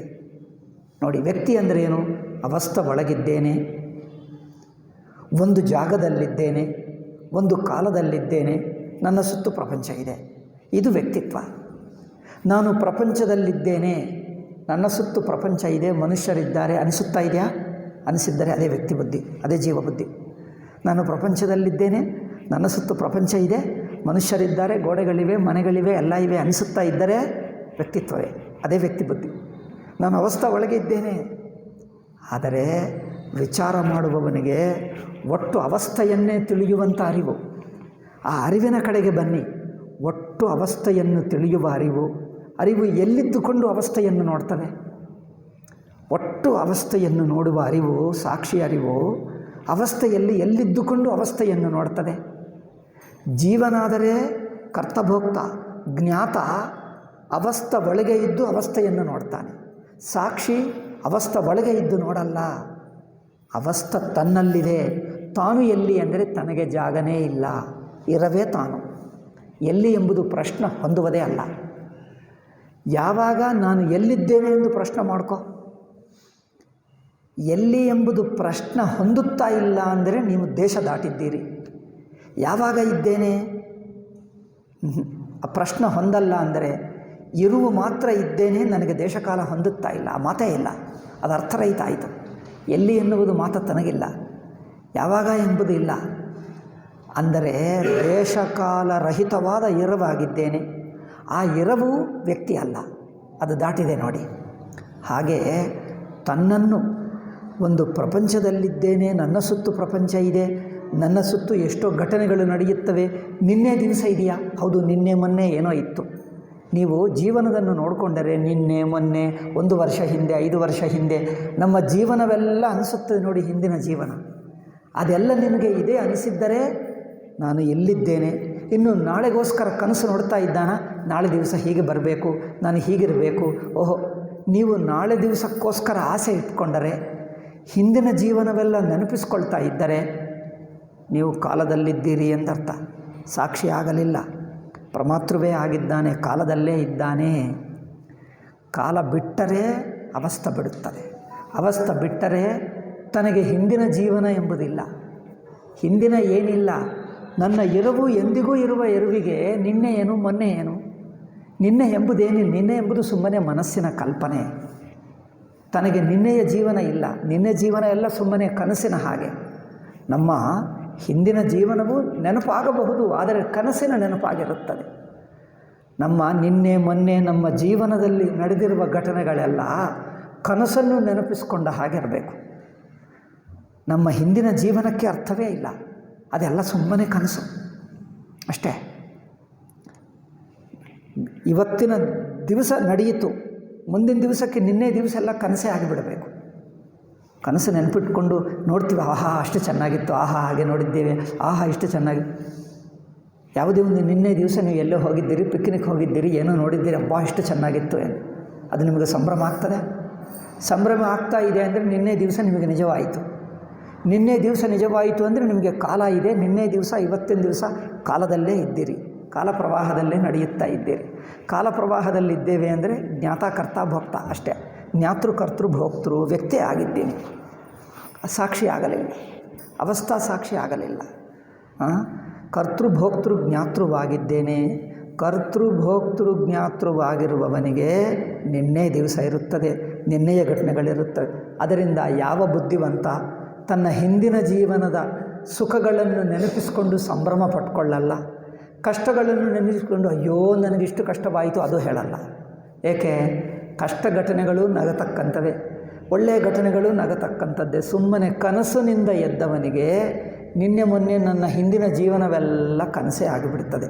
ಯಾವುದು ಸಂಭ್ರಮ ಪಡತಕ್ಕದ್ದಲ್ಲ, ಬೇಜಾರು ಮಾಡಿಕೊಳ್ಳತಕ್ಕಲ್ಲ, ಇನ್ನೊಬ್ಬರಿಗೆ ಹೇಳತಕ್ಕದ್ದೂ ಅಲ್ಲ. ಹೇಳತಕ್ಕದ್ದು ಅತಿ ಮುಖ್ಯ ಅನಿಸುತ್ತಾ ಇದೆ ಅಂದರೆ ಹಿಂದಿನ ಜೀವನ ನಿಜವಾಯಿತು. ನಿಮಗೆ ಹಿಂದಿನ ಜೀವನ ನಿಜವಾಯಿತು ಅಂದರೆ ಕಾಲ ಬಂದುಬಿಟ್ಟಿದೆ, ನಾನು ಕಾಲದಲ್ಲಿದ್ದೇನೆ. ನೋಡಿ, ಕಾಲ ಬಿಡುತ್ತಾ ಇದೆಯಾ ಅಲ್ಲವಾ? ಅದು ನೋಡಿ, ಸಾಕ್ಷಿಗೆ ಕಾಲವಿಲ್ಲ. ಈಗ ಮುಂದೆ ಈಗಿನ ಕಷ್ಟಗಳು ನೋಡಿಕೊಂಡು ಅಬ್ಬಾ ನಾಳೆ ದಿವಸ ನನಗೆ ಒಳ್ಳೆಯದಾಗುತ್ತದೆ, ಇನ್ನೂ ಏನೋ ಆಗುತ್ತದೆ, ಮನಸ್ಸು ಕಾಯುತ್ತಾ ಇರುತ್ತದೆ, ಅಬ್ಬೋ ನಾಳೆ ಒಳ್ಳೆಯ ದಿವಸ, ಇನ್ನೂ ಕನಸು ನೋಡ್ತಾ ಇದ್ದರೆ, ಕನಸು ಅಂದರೆ ಆಗಿ ಹೋಗಿರುವ ಕನಸೊಂದು ನಾಳೆಯ ಕನಸು. ಜನರು ಹಗಲು ಕನಸು ನೋಡ್ತಾರೆ ನೋಡಿ, ನನಗಿನ್ನೂ ಹಾಗಾಗಬೇಕು, ಹೀಗಾಗಬೇಕು, ಇದು ಬರುತ್ತದೆ, ಇನ್ನೇನೋ ಆಗುತ್ತದೆ. ನೀವು ನಾಳೆ ದಿವಸಕ್ಕೆ ಕನಸುಗಳು ಆಸೆಗಳು ಇಟ್ಕೊಂಡರೆ ಕಾಲ ಇದೆ, ಭವಿಷ್ಯತ್ತಿದೆ, ಭೂತ ಇದೆ, ಭವಿಷ್ಯತ್ತಿದೆ. ಭೂತ ಭವಿಷ್ಯತ್ತಿದೆ ಅಂದರೆ ಕಾಲ ಇದೆ, ಕಾಲದಲ್ಲೇ ಇದ್ದು ಬಿಟ್ಟಿದ್ದೇವೆ. ಈ ಕಾಲ ಬಿಡಬೇಕು. ಮುಂದಿನ ಎನ್ನುವುದು ಕಲ್ಪನೆ. ಮುಂದಿನ ಅಂದರೆ ಮುಂದಿನ ಭವಿಷ್ಯತ್ತು ಜೀವನ ಕಲ್ಪನೆ, ಹಿಂದಿನದೇನೋ ಕನಸಾಯಿತು.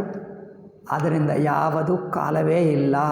ಇದ್ದೇನೆ, ಇರವು ಮಾತ್ರವಾಗಿದ್ದೇನೆ, ಅರಿವಾಗಿದ್ದೇನೆ ಅಷ್ಟೇ. ಆ ಅರಿವಿಗೆ ಹಿಂದಿನ ಜೀವನ ಇಲ್ಲ, ಮುಂದಿನ ಜೀವನ ಇಲ್ಲ. ಅಂದರೆ ಮುಂದಿನ ಜೀವನ ಇಲ್ಲ ಅಂದರೆ ನಾನು ಇನ್ನೇನೋ ಬೇಕು ಬೇಕು ಎಂದು ಆಸೆಯಿಂದ ಕಾಯುತ್ತಾ ಇಲ್ಲ. ನಾನು ಕಾಯುತ್ತಾ ಇದ್ದರೆ ಭವಿಷ್ಯತ್ತು ಹುಟ್ಟುತ್ತದೆ. ನೋಡಿ, ಕಾಲ ಎಲ್ಲಿದೆ? ನಿಮ್ಮ ಆಸೆಯಲ್ಲಿ ಕಾಲ ಇದೆ. ಆಸೆ ಬಿಡು, ಕಾಲ ಹೋಗುತ್ತದೆ. ಆಸೆ ಇನ್ನೂ ಏನೋ ಕನಸು, ಆಹಾ ಹಾಗಾಗಬೇಕು ಹೀಗಾಗಬೇಕು, ಏನೋ ತೀವ್ರ ಆಕಾಂಕ್ಷ, ಆಸೆ ಹೀಗಾಗಬೇಕು ಕಾಯುತ್ತಾ ಇದ್ದಾನೆ. ಅಬ್ಬಾ ಹಾಗಾಗಿದ್ದರೆ ಚೆನ್ನಾಗಿರುತ್ತಿತ್ತು, ಅಯ್ಯೋ ಹೀಗಾಗಿದ್ದರೆ ಚೆನ್ನಾಗಿತ್ತು. ನೀವು ಕಾಯುತ್ತಾ ಇದ್ದರೆ, ಆಸೆ ಪಟ್ಕೊಳ್ತಾ ಇದ್ದರೆ ಮನಸ್ಸು ಮುಂದೆ ಮುಂದೆ ನೋಡ್ತಾ ಇದೆ. ಕಾಲ ಕಲ್ಪನಾ ಆಗ್ತಾ ಇದೆ, ಕಾಲದಲ್ಲಿ ನಿಂತಿದೆ. ಆಗಿ ಹೋಗಿರುವ ಘಟನೆಗಳ ಕುರಿತು ಬೇಜಾರಾಗಲಿ ಚಿಂತೆ ಆಗಲಿ ಬೇಡ, ಸಂಭ್ರಮನೂ ಬೇಡ. ಅವೆಲ್ಲ ಕನಸು ನೋಡಿ ಬಂದಿರುವ ಹಾಗೆ ಸುಮ್ಮನೆ ಸಿನಿಮಾ ನೋಡಿ ಬಂದ ನಂತರ ಏನೋ ನೀವು ಟಿ ವಿಯಲ್ಲಿ ನೋಡ್ತೀರಿ, ಅದನ್ನೇನೋ ಸೀರಿಯಸ್ ತೊಗೊಳ್ತೀರಾ. ಅಯ್ಯೋ ಪಾಪ ಹಾಗಾಯಿತು, ಅಯ್ಯೋ ಹೀಗಾಯಿತು, ಸುಮ್ಮನೆ ಹೀಗಾಯಿತು ಅಂತ. ಅದು ಕಲ್ಪಿತ ಕತೆ. ಎಲ್ಲ ಕತೆ ಕೇಳ್ತೀರಿ, ನಗುತ್ತೀರಿ, ಬಿಟ್ಟುಬಿಡ್ತೀರಿ. ಹಾಗೆ ನಮ್ಮ ಜೀವನವೇ ನಮಗೆ ಸುಮ್ಮನೆ ನಗತಕ್ಕಂಥ ಕನಸಾಗಬೇಕು. ಆವಾಗ ನಿಮಗೆ ಭೂತಕಾಲ ಬಿಟ್ಟಿತ್ತು, ಭವಿಷ್ಯತ್ತು ಬಿಟ್ಟಿತ್ತು. ಅಂದರೆ ಅದು ಸಂಸ್ಕಾರ ಬಿಡಬೇಕು. ಆ ಸಂಸ್ಕಾರಗಳಿಂದ ಮತ್ತೆ ಮತ್ತೆ ನೆನಪಾಗ್ತದೆ, ಮತ್ತೆ ಮತ್ತೆ ನೆನಪಾಗ್ತದೆ. ಅಯ್ಯೋ ಹಾಗಿತ್ತು, ಅಯ್ಯೋ ಹೀಗಿತ್ತು, ಅಯ್ಯೋ ಇಲ್ಲ ಹಾಗಿಲ್ಲ ಹೀಗಿಲ್ಲ ಏನೇ ಇಲ್ಲ. ಅದೆಲ್ಲ ಸುಮ್ಮನೆ ಕನಸು, ಏನಾಗಲಿಲ್ಲ, ಯಾರಿಗೂ ಏನಾಗಲಿಲ್ಲ. ನಮಗೂ ಅಲ್ಲ ನಿಮಗೂ ಅಲ್ಲ, ಯಾರಿಗೂ ಏನಾಗಲಿಲ್ಲ. ಸಣ್ಣ ಮಕ್ಕಳು ಹೇಳ್ತಾರೆ ನೋಡಿ, ಅಯ್ಯೋ ನಮ್ಗೆ ಅವನು ಆ ಫ್ರೆಂಡು ನನ್ನನ್ನು ಹೊಡೆದ, ಅವನು ಕೋಪ ಬರ್ತದೆ, ನನ್ನನ್ನು ಅವ್ರು ಹೊಡೆದ ಎಷ್ಟು ಬೇಜಾರು ಮಾಡ್ಕೊಳ್ತಾನೆ. ಹೋಗಲಪ್ಪ ನೀವೇನು ಹೇಳ್ತೀರಿ? ಸಣ್ಣ ಮಕ್ಕಳು ಏನೋ ಜಗಳ ಮಾಡ್ತಾರೆ, ಮರೆತು ಹೋಗ್ತಾರೆ. ಕೆಲವರು ಮಕ್ಕಳು ಮರಿಯಲ್ಲ, ಅವ್ರು ನನ್ನ ಹೊಡೆದವ್ರು ಮತ್ತೆ ಮತ್ತೆ ನೆನಪಿಸ್ಕೊಳ್ತಾರೆ. ಆಗಲಿ ಅಪ್ಪ ಬಿಡು ಅಂದರೆ ಬಿಡಲ್ಲ. ಅಂದರೆ ಏನು? ಅವರಿಗೆ ಭೂತಕಾಲ ಹಿಡಿಯುತ್ತಾ ಇದೆ, ಕಾಲ ದಾಟಲಿಲ್ಲ, ಭೂತ ಹಿಡಿಯುತ್ತಾ ಇದೆ. ಹಾಗೆ ನಮಗೂ ಅಷ್ಟೇ ಅನ್ಯಾಯಗಳು ಕಷ್ಟಗಳು ಎಲ್ಲ ಹಿಡ್ಕೊಳ್ತಾ ಇರ್ತೀವಿ. ಆ ಸಂಸ್ಕಾರಗಳು ಎಷ್ಟೆಷ್ಟು ಬಿಡುತ್ತವೋ ಅಷ್ಟಷ್ಟು ಅಂತರ್ಮುಖತ ಸ್ವಚ್ಛವಾಗ್ತದೆ. ಮನಸ್ಸು ಕೇವಲ ಕನ್ನಡಿ ಹಾಗೆ, ಗಾಜಿನ ಹಲಗೆ ಆಗಿಬಿಡ್ತದೆ. ಆತ್ಮನನ್ನು ನೋಡುವುದು ತುಂಬ ಸುಲಭವಾಗ್ತದೆ. ಅದಕ್ಕೋಸ್ಕರ ಈ ಸಂಸ್ಕಾರಗಳು ಬಿಡಿಸಿಕೊಳ್ಳುವುದು ನಿಧಿಧ್ಯಾಸನೇ. ಅಂತರ್ಮುಖವಾಗುವುದೇ ನಿಧಿಧ್ಯಾಸನ. ನಿಧಿಧ್ಯಾಸನ ಅಂದರೆ ಏನು ಮಾಡಬೇಕು? ಏನು ಮಾಡಬೇಕಾಗಿಲ್ಲ, ಅದೇ ನಿಧಿಧ್ಯಾಸನ. ಗೊತ್ತಾ? ಏನು ಮಾಡಬಾರದ? ಸುಮ್ಮನೆ ಕೂತಿರ್ಬೇಕಾ? ನಾವು ಎಷ್ಟೋ ಜನರು ಏನು ಮಾಡ್ತಾನೇ ಇಲ್ಲ. ಅದೇ ಅಂದರೆ ಏನು ಸಾಧನೆ ಬೇಕಾಗಿಲ್ಲವ? ಸಾಧನ ಬೇಕಾಗಿಲ್ಲ ಅಲ್ಲ, ಯಾವುದೂ ಏನೂ ಮಾಡಬೇಕಾಗಿಲ್ಲ ಎನ್ನುವ ಸಾಧನ, ಅದು ಒಂದು ಸಾಧನೆ. ಮನಸ್ಸು ಏನೂ ಪಾಸಿಟಿವ್ ಮಾಡಲ್ಲ, ಅದು ಬೇಕು ಇದು ಬೇಕು ಯಾವುದಿಲ್ಲ, ಸುಮ್ಮನೆ ತಾನೇ ಇರುತ್ತದೆ, ಸಹಜವಾಗಿರುತ್ತದೆ. ಹಾಗೆ ಇರುವುದು ಅಭ್ಯಾಸ ಆಗಲ್ಲ. ಸಹಜ ಸ್ಥಿತಿ ತಾನೇ ಇದ್ದೇ ಇದೆ. ವಿಚಾರ ಮಾಡುವಾಗ ನಿಧಿಧ್ಯಾಸನ ರೂಪವಾಗಿ ಸುಮ್ಮನೆ ಇರುವುದು ಬೇರೆ, ಲೌಕಿಕರ ಸುಮ್ಮನೆ ಬೇರೆ. ಲೌಕಿಕರ ಸುಮ್ಮನೆ ಮನಸ್ಸು ತುಂಬ ಕೆಲಸ ಮಾಡ್ತಾರೆ, ಸುಮ್ಮನೇನಿರಲ್ಲ. ಆದ್ದರಿಂದ ಮನಸ್ಸು ಸುಮ್ಮನೆ ಇರುತ್ತದೆ. ನಿಮಗೆ ಏನಾದರೂ ಕೆಲಸ ಇದ್ದರೆ ಮಾಡ್ತೀರಿ, ಏನಿಲ್ಲ ಅಂದರೆ ಏನು ಮಾಡ್ತದೆ?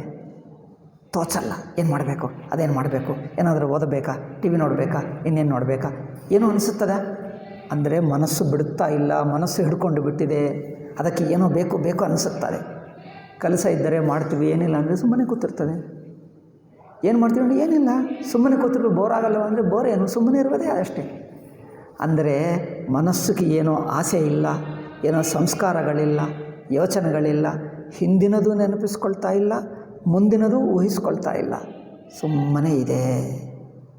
ಅದು ಸಂಸ್ಕಾರಗಳಿಂದ ಬಿಡಿಸ್ಕೊಂಡಿರುವಂಥ ಸ್ವಚ್ಛವಾದ ನಿರ್ಮಲವಾದ ಮನಸ್ಸು. ಆ ಮನಸ್ಸು ವಿಚಾರಕ್ಕೆ ಯೋಗ್ಯ. ವಿಚಾರ ಅಂದರೆ ಏನು? ದೇಹೇಂದ್ರಿಯಾದಿಗಳು ಆತ್ಮಕ್ಕೆ ಅಂಟುಕೊಂಡಿವೆ ಅಂತ ಅನಿಸುತ್ತಾ ಇದೆಲ್ಲ ಗಮನಿಸ್ತಾ ಇದ್ದರೆ ಅಲ್ಲಿ ದೇಹೇಂದ್ರ ಇಲ್ಲ, ಅಂತಃಕರಣವೂ ಅರಿವಿನಲ್ಲಿಲ್ಲ, ಇಂದ್ರಿಯಗಳು ಅರಿವಿಕ್ಕಿಲ್ಲ, ದೇಹವೂ ಅರಿವಿಕ್ಕಿಲ್ಲ, ದೇಶಕಾಲವೂ ಅರಿವಿಕ್ಕಿಲ್ಲ. ಅದು ಗೊತ್ತಾಗಬೇಕಷ್ಟೇ. ಅರಿವು ಇದೆ, ಎಲ್ಲಿ ಎಂಬುದಿಲ್ಲ, ಯಾವಾಗ ಎಂಬುದಿಲ್ಲ. ಅರಿವನ್ನು ಯಾರು ಅಂದರೆ ಸುಷುಪ್ತಿ ಕುರಿತು ಹೇಳು. ಯಾರು ಅಂದರೆ ಏನೂ ಇಲ್ಲ, ಯಾರು ಎಂಬುದು ಏನು ಹೇಳಕ್ಕಾಗಲ್ಲ. ಏನಾಗಿದ್ದೀನಿ ನಾನು ಸುಷುಪ್ತಿಯಲ್ಲಿ? ತಾನೇ ತಾನು ಹೇಗೆ ಅಂದರೆ ಏನಿಲ್ಲ. ಮನಸ್ಸು ಏನೋ ಯೋಚನೆ ಮಾಡ್ತದೆ, ಮನಸ್ಸೇನು ಮಾಡ್ತದೆ? ಖಾಳಿ ಹೇಳ್ತದೆ. ಖಾಳಿ ಹೇಳಿದರೆ ಮನಸ್ಸು ಅಡ್ಡಿ ಬರ್ತಾ ಇದೆ ನೋಡಿ. ಸುಷುಪ್ತಿಯನ್ನು ಊಹಿಸ್ಕೊಂಡರೆ ಏನೋ ಏನಿಲ್ಲ, ಖಾಲಿ ಅನಿಸುತ್ತದೆ ಅಂದರೆ ಮನಸ್ಸು ಊಹಿಸ್ತಾ ಇದೆ. ನಿಜವಾಗಿ ಸುಷುಪ್ತಿ ಅಂದರೆ ಊಹಿಸುವಕ್ಕೆ ಅವಕಾಶ ಇಲ್ಲ. ಸುಷುಪ್ತಿ ಅಂದರೆ ತನ್ನನ್ನು ತಾನು ಹೇಗೆ ಊಹಿಸ್ಕೊಳ್ತಾನೆ? ತಾನು ಮಾತ್ರ ಇದ್ದಾನೆ, ಅಷ್ಟೇ. ಇದ್ದಾನೆ, ಇಲ್ಲೇ ಇದ್ದಾನೆ, ಎಂದಿಗೂ ಇದ್ದಾನೆ, ಅಷ್ಟೇ. ಆ ಸ್ವಯಂ ಸಿದ್ಧತ ಇದೆ ನೋಡಿ, ಅದು ಸುಷುಪ್ತಿ. ಸ್ವಯಂ ಸಿದ್ಧತನೇ ಸುಷುಪ್ತಿ. ಆ ಸ್ವಯಂ ಸಿದ್ಧ ಎಂಬುದು ವ್ಯಕ್ತಿ ಅಲ್ಲ, ದೇಶ ಇಲ್ಲ, ಕಾಲ ಇಲ್ಲ. ಹಾಗೆ ನೋಡಬೇಕು. ಆದ್ದರಿಂದ ದೇಶಕಾಲ ಬಿಡಿಸಿಕೊಳ್ಳಬೇಕೆಂದರೆ ಸಂಸ್ಕಾರಗಳು ಬಿಡಿಸುವುದೇ ದೇಶಕಾಲ ಬಿಡಿಸುವುದು. ಸಂಸ್ಕಾರಗಳು ಬಿಟ್ಟಿದ್ದರೆ ಮನಸ್ಸು ಏನಾಗುತ್ತದೆ? ಖಾಲಿ ಆಗಿಬಿಡ್ತದೆ. ಅಂದರೆ ಏನು ಅಂಟುಕೊಳ್ಳಲ್ಲ, ಕನ್ನಡಿ ಹಾಗೆ ಬಿಡ್ತದೆ. ಅದೇ ದೇಶಕಾಲಗಳನ್ನು ಬಿಡಿಸಿಕೊಳ್ಳುವುದಂದರೆ ಹಾಗೆ. ಮನಸ್ಸು ಸುಮ್ಮನೆ ಇರ್ತದೆ, ಯಾವುದು ದೇಶಕ್ಕೆ ಕಾಲಕ್ಕೆ ಅಂದರೆ ಕನೆಕ್ಷನ್ ಮಾಡಲ್ಲ. ದೇಶವೂ ಒಂದು ಸಂಬಂಧ, ಕಾಲವೂ ಒಂದು ಸಂಬಂಧ, ಸಬ್ಜೆಕ್ಟ್ ಆಬ್ಜೆಕ್ಟ್ ಸಂಬಂಧ, ಜ್ಞಾತೃಜ್ಞೇಯ ಸಂಬಂಧ, ಒಳ್ಳೆಯದು ಕೆಟ್ಟದು ಸಂಬಂಧ, ನನ್ನದು ಇನ್ನೊಬ್ಬರದು ಸಂಬಂಧ, ಇವೆಲ್ಲ ಸಂಬಂಧಗಳು. ಮನಸ್ಸು ಆ ಸಂಬಂಧಗಳನ್ನು ಬಿಟ್ಟು ಇರಬೇಕು. ಯಾವ ವಸ್ತು ನೋಡಿದರೆ ಅನಿಸುತ್ತದೆ? ನಮ್ಮದು ಅನಿಸುತ್ತದೆ. ಸುಮ್ಮನೆ ನೋಡ್ತಾ ಇದ್ದೀವಿ, ಯಾರದಾದರೆ ನಮಗೇಕೆ? ನೋಡ್ತಾ ಇದ್ದೀವಿ ಅಷ್ಟೇ. ನೋಡು, ಸೂರ್ಯನನ್ನು ಚಂದ್ರನನ್ನು ನೋಡಿದರೆ ಏನು ಅನಿಸುತ್ತದೆ? ಯಾರ್ದು ಅನಿಸುತ್ತದೆ? ನಮ್ಮದು ಅನಿಸುತ್ತದೆ. ಈ ಸೂರ್ಯ ನನ್ನ ಸೂರ್ಯ, ಈ ಚಂದ್ರ ನನ್ನ ಚಂದ್ರ ಅನಿಸುತ್ತದೆ. ಸುಮ್ಮನೆ ನೋಡ್ತೀವಿ, ಯಾರದು ಎಂಬುದು ಪ್ರಸಕ್ತೇ ಇಲ್ಲ. ಹಾಗೆ ಯಾವ ವಸ್ತು, ಯಾವ ಮನುಷ್ಯರು ಯಾರನ್ನು ನೋಡಿದ್ದರೂ ನಮ್ಮವರು ಎಂದು ಯಾರನ್ನು ಅನಿಸಬಾರದು. ಎಲ್ಲರೂ ನೋಡ್ತಾ ಇದ್ದೀವಿ ಅಷ್ಟೇ. ಅರಿವಿನಲ್ಲಿ ಗೊತ್ತಾಗ್ತಾ ಇದೆ ಅವರು ಯಾರು ಎಂಬುದೇನಿಲ್ಲ, ಯಾರೇ ಆಗಲಿ ಸುಮ್ಮನೆ ಗೊತ್ತಾಗ್ತಾ ಇದೆ ಅಷ್ಟೇ. ಅರಿವುಗೂ ತಿಳಿಯುತ್ತಾ ಇದೆ ಹೊರತು ಅವರ ಮೂಲಕ ಸಂಬಂಧ ಆಗ್ತಾ ಇಲ್ಲ. ನನ್ನವರು ಚೆನ್ನಾಗಿದ್ದಾರೆ, ನಮ್ಮವರು ನಮಗಿಷ್ಟವಾಗಿದ್ದರು, ಅದೇ ಇಲ್ಲ. ಇಷ್ಟವಾಗಿದ್ದರು ನಮ್ಮವರು ಅಂದರೆ ಜ್ಞಾತೃ ಕರ್ತೃ ಭೋಕ್ತು ಬಂದುಬಿಟ್ಟ. ಮಧ್ಯದಲ್ಲಿ ನಾನು ಬಂದುಬಿಟ್ಟಿದೆ. ನಾನು ಇಲ್ಲದೆ ಸುಮ್ಮನೆ ಸಾಕ್ಷಿ ಇರಲಿ ಅಂದರೆ ಒಟ್ಟು ಅವಸ್ಥೆಯನ್ನು, ಇಡೀ ಅವಸ್ಥೆಯನ್ನು ನೋಡುವುದಂದರೆ ಅವಸ್ಥೆ ಒಳಗಿನ ಸಂಬಂಧಗಳನ್ನು ಬಿಟ್ಟು ನೋಡ್ತಾನೆ. ಸುಮ್ಮನೆ ಅರಿಯುವುದಷ್ಟೇ. ಅರಿವಿಗೆ ಗೊತ್ತಾಗ್ತಾ ಇದೆ, ತಾನು ಗೊತ್ತಾಗ್ತಾ ಇದೆ. ಅರಿವು ಅಷ್ಟೇ. ಅರಿವೇ ಅರಿವು ಅಷ್ಟೇ, ತಾನೇ ಗೊತ್ತಾಗ್ತದೆ. ಏನಿಲ್ಲ ಅದಕ್ಕೆ ಏನು ಹೆಸರಿಡ್ತಾ ಇಲ್ಲ. ಒಳ್ಳೆಯದು ಕೆಟ್ಟದು, ನನ್ನದು ಇನ್ನೊಬ್ಬರದು, ಚೆನ್ನಾಗೇನು ಚೆನ್ನಾಗಿಲ್ಲವೇನು, ಇದ್ದದ್ದೇನೋ ಇದೆ ಅಷ್ಟೇ. ತಾನೇ ಇದೆ, ಇದ್ದದ್ದೇನೋ ಇರುತ್ತದೆ ಅಷ್ಟೇ. ಹೇಗೇ ಇರಲಿ, ಹೇಗಿದ್ದರೆ ನಮಗೇನು ಇರ್ತದೆ ಅಷ್ಟೇ. ಹಾಗೆ ಸುಮ್ಮನೆ ಘಟನೆಗಳೆಲ್ಲ ಇವೆ, ಮನುಷ್ಯರೆಲ್ಲ ಇದ್ದಾರೆ, ವಸ್ತುಗಳೆಲ್ಲ ಇವೆ, ಸುಮ್ಮನೆ ಇವೆ ಅನಿಸುತ್ತಾ ಇದೆ ನೋಡಿ. ಆ ತಿಳಿವಳಿಕೆನೇ ಅರಿವು. ಆ ಅರಿವಾಗಿ ಈ ಅರಿವಿನ ಕಡೆ ದೃಷ್ಟಿ ಎಷ್ಟೆಷ್ಟು ಇಡುತ್ತಾನೋ ಅಷ್ಟಷ್ಟು ಪ್ರಮಾತೃ ಕರ್ತೃ ಭೋಕ್ತೃ ಜ್ಞಾತೃ ಎಂಬ ಬುದ್ಧಿ ಬಿಡುತ್ತದೆ. ಸುಮ್ಮನೆ ಇದೆ, ನೀವಿರಬೇಕಾಗಿಲ್ಲ, ತಾನೇ ಇದೆ. ಅರಿವಿನಲ್ಲಿ ಎಲ್ಲವೂ ಗೊತ್ತಾಗ್ತಾ ಇದೆ. ಅರಿವು ಮಾತ್ರ ಸ್ವತಃ ಸಿದ್ಧ, ಅದು ಎಲ್ಲಿ ಇಲ್ಲ. ಅದಕ್ಕೆ ಪ್ರಪಂಚಕ್ಕೆ ಸಂಬಂಧವಿಲ್ಲ. ಅರಿವಿಗೆ ಪ್ರಪಂಚಕ್ಕೆ ಸಂಬಂಧವಿಲ್ಲ. ಏಕೆ? ಪ್ರಪಂಚ ಎಂಬುದೇ ಇಲ್ಲ, ಅದು ತನ್ನಲ್ಲೇ. ಹೇಗೆ ನೀರಿನ ದೃಷ್ಟಿಯಿಂದ ನೋಡಿದ್ದರೆ ಅಲೆ ಏಕೆ ಕಂಡು ಬರಲ್ಲ? ನೀವು ನೀರಿನ ದೃಷ್ಟಿಗೆ ಹೋದರೆ ನೀರು ಹೇಗಿದೆಯೋ ನೀನೇ ನೀರಾಗಿ ಬಿಟ್ಟಿದ್ದೀವಿ. ನೀರಿಗೆ ಅಲೆ ಕಂಡು ಬರ್ತದೆ? ನೀರಿಗೆ ಅಲೆ ಎಲ್ಲಿ ಕಂಡು ಬರಬೇಕು? ಎಲ್ಲಿ ಇದ್ದಂತೆ ಕಂಡು ಬರಬೇಕು. ನೀರಾಗಿ ಬಿಟ್ಟಿರುವ ನೀರಿಗೆ ಅಲೆ ಎಲ್ಲ ತಾನೇ ಆಗಿಬಿಡ್ತದೆ, ಆಗಲ್ಲವ? ನೀರಾಗಿ ಕುಳಿತುಕೊಂಡಿರುವ ಮನುಷ್ಯನಿಗೆ ನಾನು ನೀರಾಗಿದ್ದೇನೆ, ಅಲೆಗಳು ಎಲ್ಲಿ ಕಂಡು ಬರಬೇಕು? ನನ್ನಲ್ಲಿ ಅಂದರೆ ಎಲ್ಲಿ ನೋಡ್ಕೊ? ತಾನು ಎಲ್ಲ ನೀರು ಅಲೆನೇ. ಅದರಿಂದ ನೀರಿನ ದೃಷ್ಟಿಗೆ ಅಲೆ ಎಂಬುದು ಕಂಡು ಬರಲ್ಲ. ಯಾಕಂದರೆ ಎಲ್ಲಿರಬೇಕೆಲ್ಲವೂ ತಾನೇ. ಹಾಗೆ ತನ್ನ ಮುಖ ತನಗೆ ಕಂಡು ಬರಲ್ಲ. ಲೌಕಿಕ ದೃಷ್ಟಿಯ ನೋಡಿ, ನನ್ನ ಮುಖ ನನಗೆ ಕಂಡು ಬರ್ತದೆ. ನನ್ನ ಮುಖ ಹೇಗೆ ನನಗೆ ಕಂಡು ಬರಲ್ಲವೋ, ನಾನು ಅನ್ನುವುದು ವೃತ್ತೇ ಇರಲ್ಲ. ನಾನು ಯಾರು ಅಂದರೆ ಯಾರು ಏನಿಲ್ಲ, ಇದ್ದೇನೆ ಅಷ್ಟೇ. ಇದೇ ಹೊರತು ಏನು ಎನ್ನುವುದು ಹೆಸರಿಡಕ್ಕೆ ಆಗಲ್ಲ. ನನ್ನ ಮುಖ ಅಂದರೆ ಹೇಗೆ ನಮಗೇನು ಕಂಡು ಬರಲ್ಲವೋ, ತಾನೂ ತನಗೆ ಕಂಡು ಬರಲ್ಲ, ಇದ್ದಾನೆ ಅಷ್ಟೇ ಗೊತ್ತಾಗ್ತದೆ. ನಾನೊಬ್ಬ ವ್ಯಕ್ತಿ ಎನ್ನುವ ಯೋಚನೆ, ಆ ವೃತ್ತಿ ಬರುವುದೇ ಇಲ್ಲ. ಆ ವೃತ್ತಿ ಬಿಟ್ಟು ಬಿಡುವುದೇ, ವೃತ್ತಿ ದಾಟಿ ಹೋಗುವುದೇ ವಿಚಾರ. ವಿಚಾರ ಮಾಡ್ತೀವಿ, ತತ್ವ ವಿಚಾರ ಮಾಡ್ತೀವಿ, ತತ್ವವನ್ನು ತಿಳ್ಕೊಳ್ತೀವಿ ಅಂದರೆ ಅರ್ಥವೇನು? ತನ್ನನ್ನು ವ್ಯಕ್ತಿತ್ವ ಎಂಬುದು ಅರಿವಿನಲ್ಲಿ ತೋರ್ತಾ ಇದೆ. ಏಕೆಂದರೆ ತನ್ನನ್ನು ತಾನು ಯೋಚನೆ ಮಾಡಿಕೊಳ್ಳಲ್ಲ, ವೃತ್ತಿ ಮಾಡೋಕ್ಕಾಗಲ್ಲ. ಹೇಗೆ ತನ್ನ ಮುಖ ತನಗೆ ಕಂಡು ಬರಲ್ಲವೋ ತಾನು ತನಗೆ ಕಂಡು ಬರಲ್ಲ ಅಂದರೆ ವೃತ್ತಿ ಆಗಲ್ಲ ಎಂದರ್ಥ. ಕಂಡು ಬರಲ್ಲ ಅಂದರೆ ತನ್ನ ಮುಖ ತನಗೆ ಕಂಡು ಬರಲ್ಲ ಅಂದರೆ ಅರ್ಥವೇನು? ಕಂಡು ಬರಲ್ಲ ಅಂದರೆ ಹೀಗೆ ಹೀಗೆ ಎಂಬುದು ಒಂದು ಆಕಾರ ಆಗ್ತಾ ಇಲ್ಲ. ನನ್ನ ಮುಖ ನಾನು ನೋಡ್ಕೊಳ್ಳೋಕ್ಕೆ ಹೋದರೆ ಖಳಿ ಆಗ್ತಾ ಇದೆ, ಮನಸ್ಸಿಗೆ ವೃತ್ತಿ ಆಗ್ತಾ ಇಲ್ಲ, ಖಳಿ ಆಗ್ತಾ ಇದೆ, ವೃತ್ತಿ ಹುಟ್ಟುತ್ತಾನೇ ಇಲ್ಲ. ಹಾಗೆ ತಾನು ಯಾರು ಅಂದರೆ ವೃತ್ತಿ ಏನಿಲ್ಲ, ಖಾಲಿ ಇದೆ. ನಾನು ಇಂಥವನು, ಹೀಗಿದ್ದೇನೆ, ಹಾಗಿದ್ದೇನೆ ಎಂದು ವೃತ್ತಿ ಹುಟ್ಟಿದ್ದರೆ ಅದು ಅಹಂಬುದ್ಧಿ ಆಯಿತು. ನಾನು ಬುದ್ಧಿ ಆಯಿತು. ಸುಷುಪ್ತಿಯಲ್ಲಿ ಹೇಗಿದ್ದೀನೋ ವೃತ್ತಿ ಇಲ್ಲ, ಇದ್ದಾನೆ ಅಷ್ಟೇ. ಇದ್ದಾನೆ ಎಂಬುದು ಈ ಲೌಕಿಕ ದೃಷ್ಟಿ ಹೇಳಿಕೊಳ್ಳುವುದೇ, ಅಲ್ಲಿ ಅದು ಇಲ್ಲ. ಅಂದರೆ ತನ್ನ ಕುರಿತು ನಾನು ಇಂಥ ಎಂದು ವೃತ್ತಿ ಮಾಡಿಕೊಂಡರೆ ಅದು ಗೊತ್ತಾಗ್ತಾ ಇದೆ, ವೃತ್ತಿಗೆ ಗೊತ್ತಾಗ್ತಾ ಇದೆ. ಮುಖ ತಮಗೆ ಗೊತ್ತಾಗುವುದಿಲ್ಲ ಅಂದರೆ ವೃತ್ತಿ ಹುಟ್ಟುತ್ತಾ ಇಲ್ಲ. ನಮ್ಮ ಮುಖ ನಿಮ್ಮ ಮುಖ ನೀವು ನೋಡ್ಕೋ ಅಂದರೆ ಕನ್ನಡಿಯಲ್ಲಿ ನೋಡಿದ್ದನ್ನು ನೀವು ನೆನಪಿಸ್ಕೊಳ್ತಾ ಇದ್ದೀರಿ, ನೀವು ನೇರಾಗಿ ನೋಡಲಿಲ್ಲ. ಕನ್ನಡಿಯಲ್ಲಿ ನೋಡಿದ್ದು ಮನಸ್ಸಿನ ವೃತ್ತಿ, ಆ ವೃತ್ತಿಯನ್ನು ನೆನಪಿಸ್ಕೊಳ್ತಾ ಇದ್ದೀರಿ. ನೀವು ನೋಡ್ತಾ ಇದ್ದೀರಾ, ನೆನಪಿಸ್ಕೊಳ್ತಾ ಇದ್ದೀರಾ? ನೋಡ್ತಾ ಇಲ್ಲ, ಹಿಂದೆ ನೋಡಿದ್ದನ್ನು ನೆನಪಿಸ್ಕೊಳ್ತಾ ಇದ್ದೀರಿ. ನಾನು ಹೇಳಿದ್ದೀನಿ, ಈಗ ನೋಡಿ ಹೇಳು, ಈಗ ನಿಮ್ಮ ಮುಖ ನೋಡಿ ಹೇಳು, ಕಂಡು ಬರಲ್ಲ. ಅಂದರೆ ವೃತ್ತಿ ಹುಟ್ಟಲ್ಲ. ಏಕೆ? ತಾನೇ ತಾನು, ಅಲ್ಲಿ ಜ್ಞಾತೃಜ್ಞೇಯ ಸಂಬಂಧವಿಲ್ಲ. ಹಾಗೆ ನಾನು ಎಂಬುದು ವೃತ್ತಿ ಹುಟ್ಟಲ್ಲ, ಸುಮ್ಮನೆ ಇದೆ, ಸ್ವತಃ ಸಿದ್ಧ. ಸುಮ್ಮನೆ ಇದೆ ಅಂದರೇನು? ವೃತ್ತಿ ಇಲ್ಲದೆ ಇರುವಿದೆ ನೋಡಿ, ವೃತ್ತಿ ಇಲ್ಲದೆ ಅರಿವು, ಅದನ್ನು ಸ್ವತಃ ಸಿದ್ಧ ಹೇಳಿದ್ದೇವೆ. ವೃತ್ತಿ ಬೇಕಾಗಿಲ್ಲದೆ ಇರುವನ್ನು ಸ್ವತಃ ಸಿದ್ಧ. ವೃತ್ತಿ ಬೇಕಾಗಿಲ್ಲ, ಇರುವುದು ಮಾತ್ರ ಇದ್ದೇ ಇದೆ. ಆ ಇರುವು ದೇಶ ಇಲ್ಲ, ಕಾಲ ಇಲ್ಲ. ಕಾಲ ಬಿಟ್ಟರೆ ಅದಕ್ಕೆ ಭಯ ಹೋಗುತ್ತದೆ, ಗೊತ್ತಾ? ಮರಣ ಭಯನೇ ಹೋಗಿಬಿಡ್ತದೆ. ಯಾವಾಗ ನನಗೆ ಕಾಲವಿಲ್ಲ ಎಂದು ಹೇಳ್ತೀವೋ ಮರಣ ಭಯವೇ ಇಲ್ಲ. ನನಗೇನಾಗುತ್ತದೆ ಅಂದರೆ ಆಗುವುದೇನು, ಇರುವೇ ನನ್ನ ಸ್ವಭಾವ, ನನಗೇನೂ ಆಗಲ್ಲ. ಎಲ್ಲಿ ಹೋಗ್ತೀನಿ? ನಾಳೆ ದಿವಸ ಹೀಗೆ ಇದ್ದೀನಿ. ನಾಳೆ ಎಂಬುದೇ ಕಲ್ಪನಾ, ನಾಳೆ ದಿವಸ ಎಂಬುದೇನಿಲ್ಲ, ಅದು ವೃತ್ತೆ, ಮನಸ್ಸಿನ ವೃತ್ತೆ. ನಾಳೆ ಎಂಬುದು ಮನಸ್ಸಿನ ವೃತ್ತಿ, ನಾಳೆ ಎಂಬುದೇನಿಲ್ಲ, ಕಲ್ಪನಾ ಅಷ್ಟೇ. ಇರುವು ಮಾತ್ರ ಸ್ವತಃ ಸಿದ್ಧ ಇರುವು, ಎಂದಿಗೂ ಇರುವಂಥ ಇರುವು. ಎಂದಿಗೂ ಇರುವಂಥ ಸ್ವತಃ ಸಿದ್ಧ ಇರುವಿಗೆ ನಾಳೆ ಎಂಬುದಿಲ್ಲ, ಕಾಲ ಇಲ್ಲ, ಏನಾಗ್ತೀನಿ ಎಂಬುದಿಲ್ಲ, ಮರಣವೇ ಇಲ್ಲ. ಈಗ ಭಯ ಬೇಕೆ? ಮರಣ ಭಯ. ಕಾಲದಲ್ಲಿರುವವ ಪ್ರಮಾತೃಕ್ಕೆ ಜ್ಞಾತೃ ಕರ್ತೃಭೋಕ್ತೃ ಬುದ್ಧಿಗೆ ಭಯ. ಭಯ ಅಂದರೇನು? ಭಯ ಅಂದರೆ ಕಾಲಬುದ್ಧಿಗೆ ಭಯ ಹೇಳಿದ್ದೀವಿ, ಏನಿಲ್ಲ. ಭಯ ಅಂದರೆ ಭಯ ಎಂಬುದೇನೂ ಇಲ್ಲ, ಕಾಲಬುದ್ಧಿಯೇ ಭಯ. ಇವತ್ತು ನಾಳೆ ಏನಾಗುತ್ತದೋ. ಏಕೆಂದರೆ ನಾಳೆ ನೀವು ನೋಡಿದ್ದೀರಾ? ನಾಳೆ ಎಂಬುದು ನೋಡಿದ್ದೀರಾ? ನೋಡಲಿಲ್ಲ. ಆ ಅಜ್ಞಾತವೇ ಭಯ. ಭಯ ಅಂದರೇನು? ಏನಾಗ್ತದೋ ಅದೇ ಅಲ್ಲವೇ ಭಯ. ಏನೋ ಆಗುತ್ತದೆ.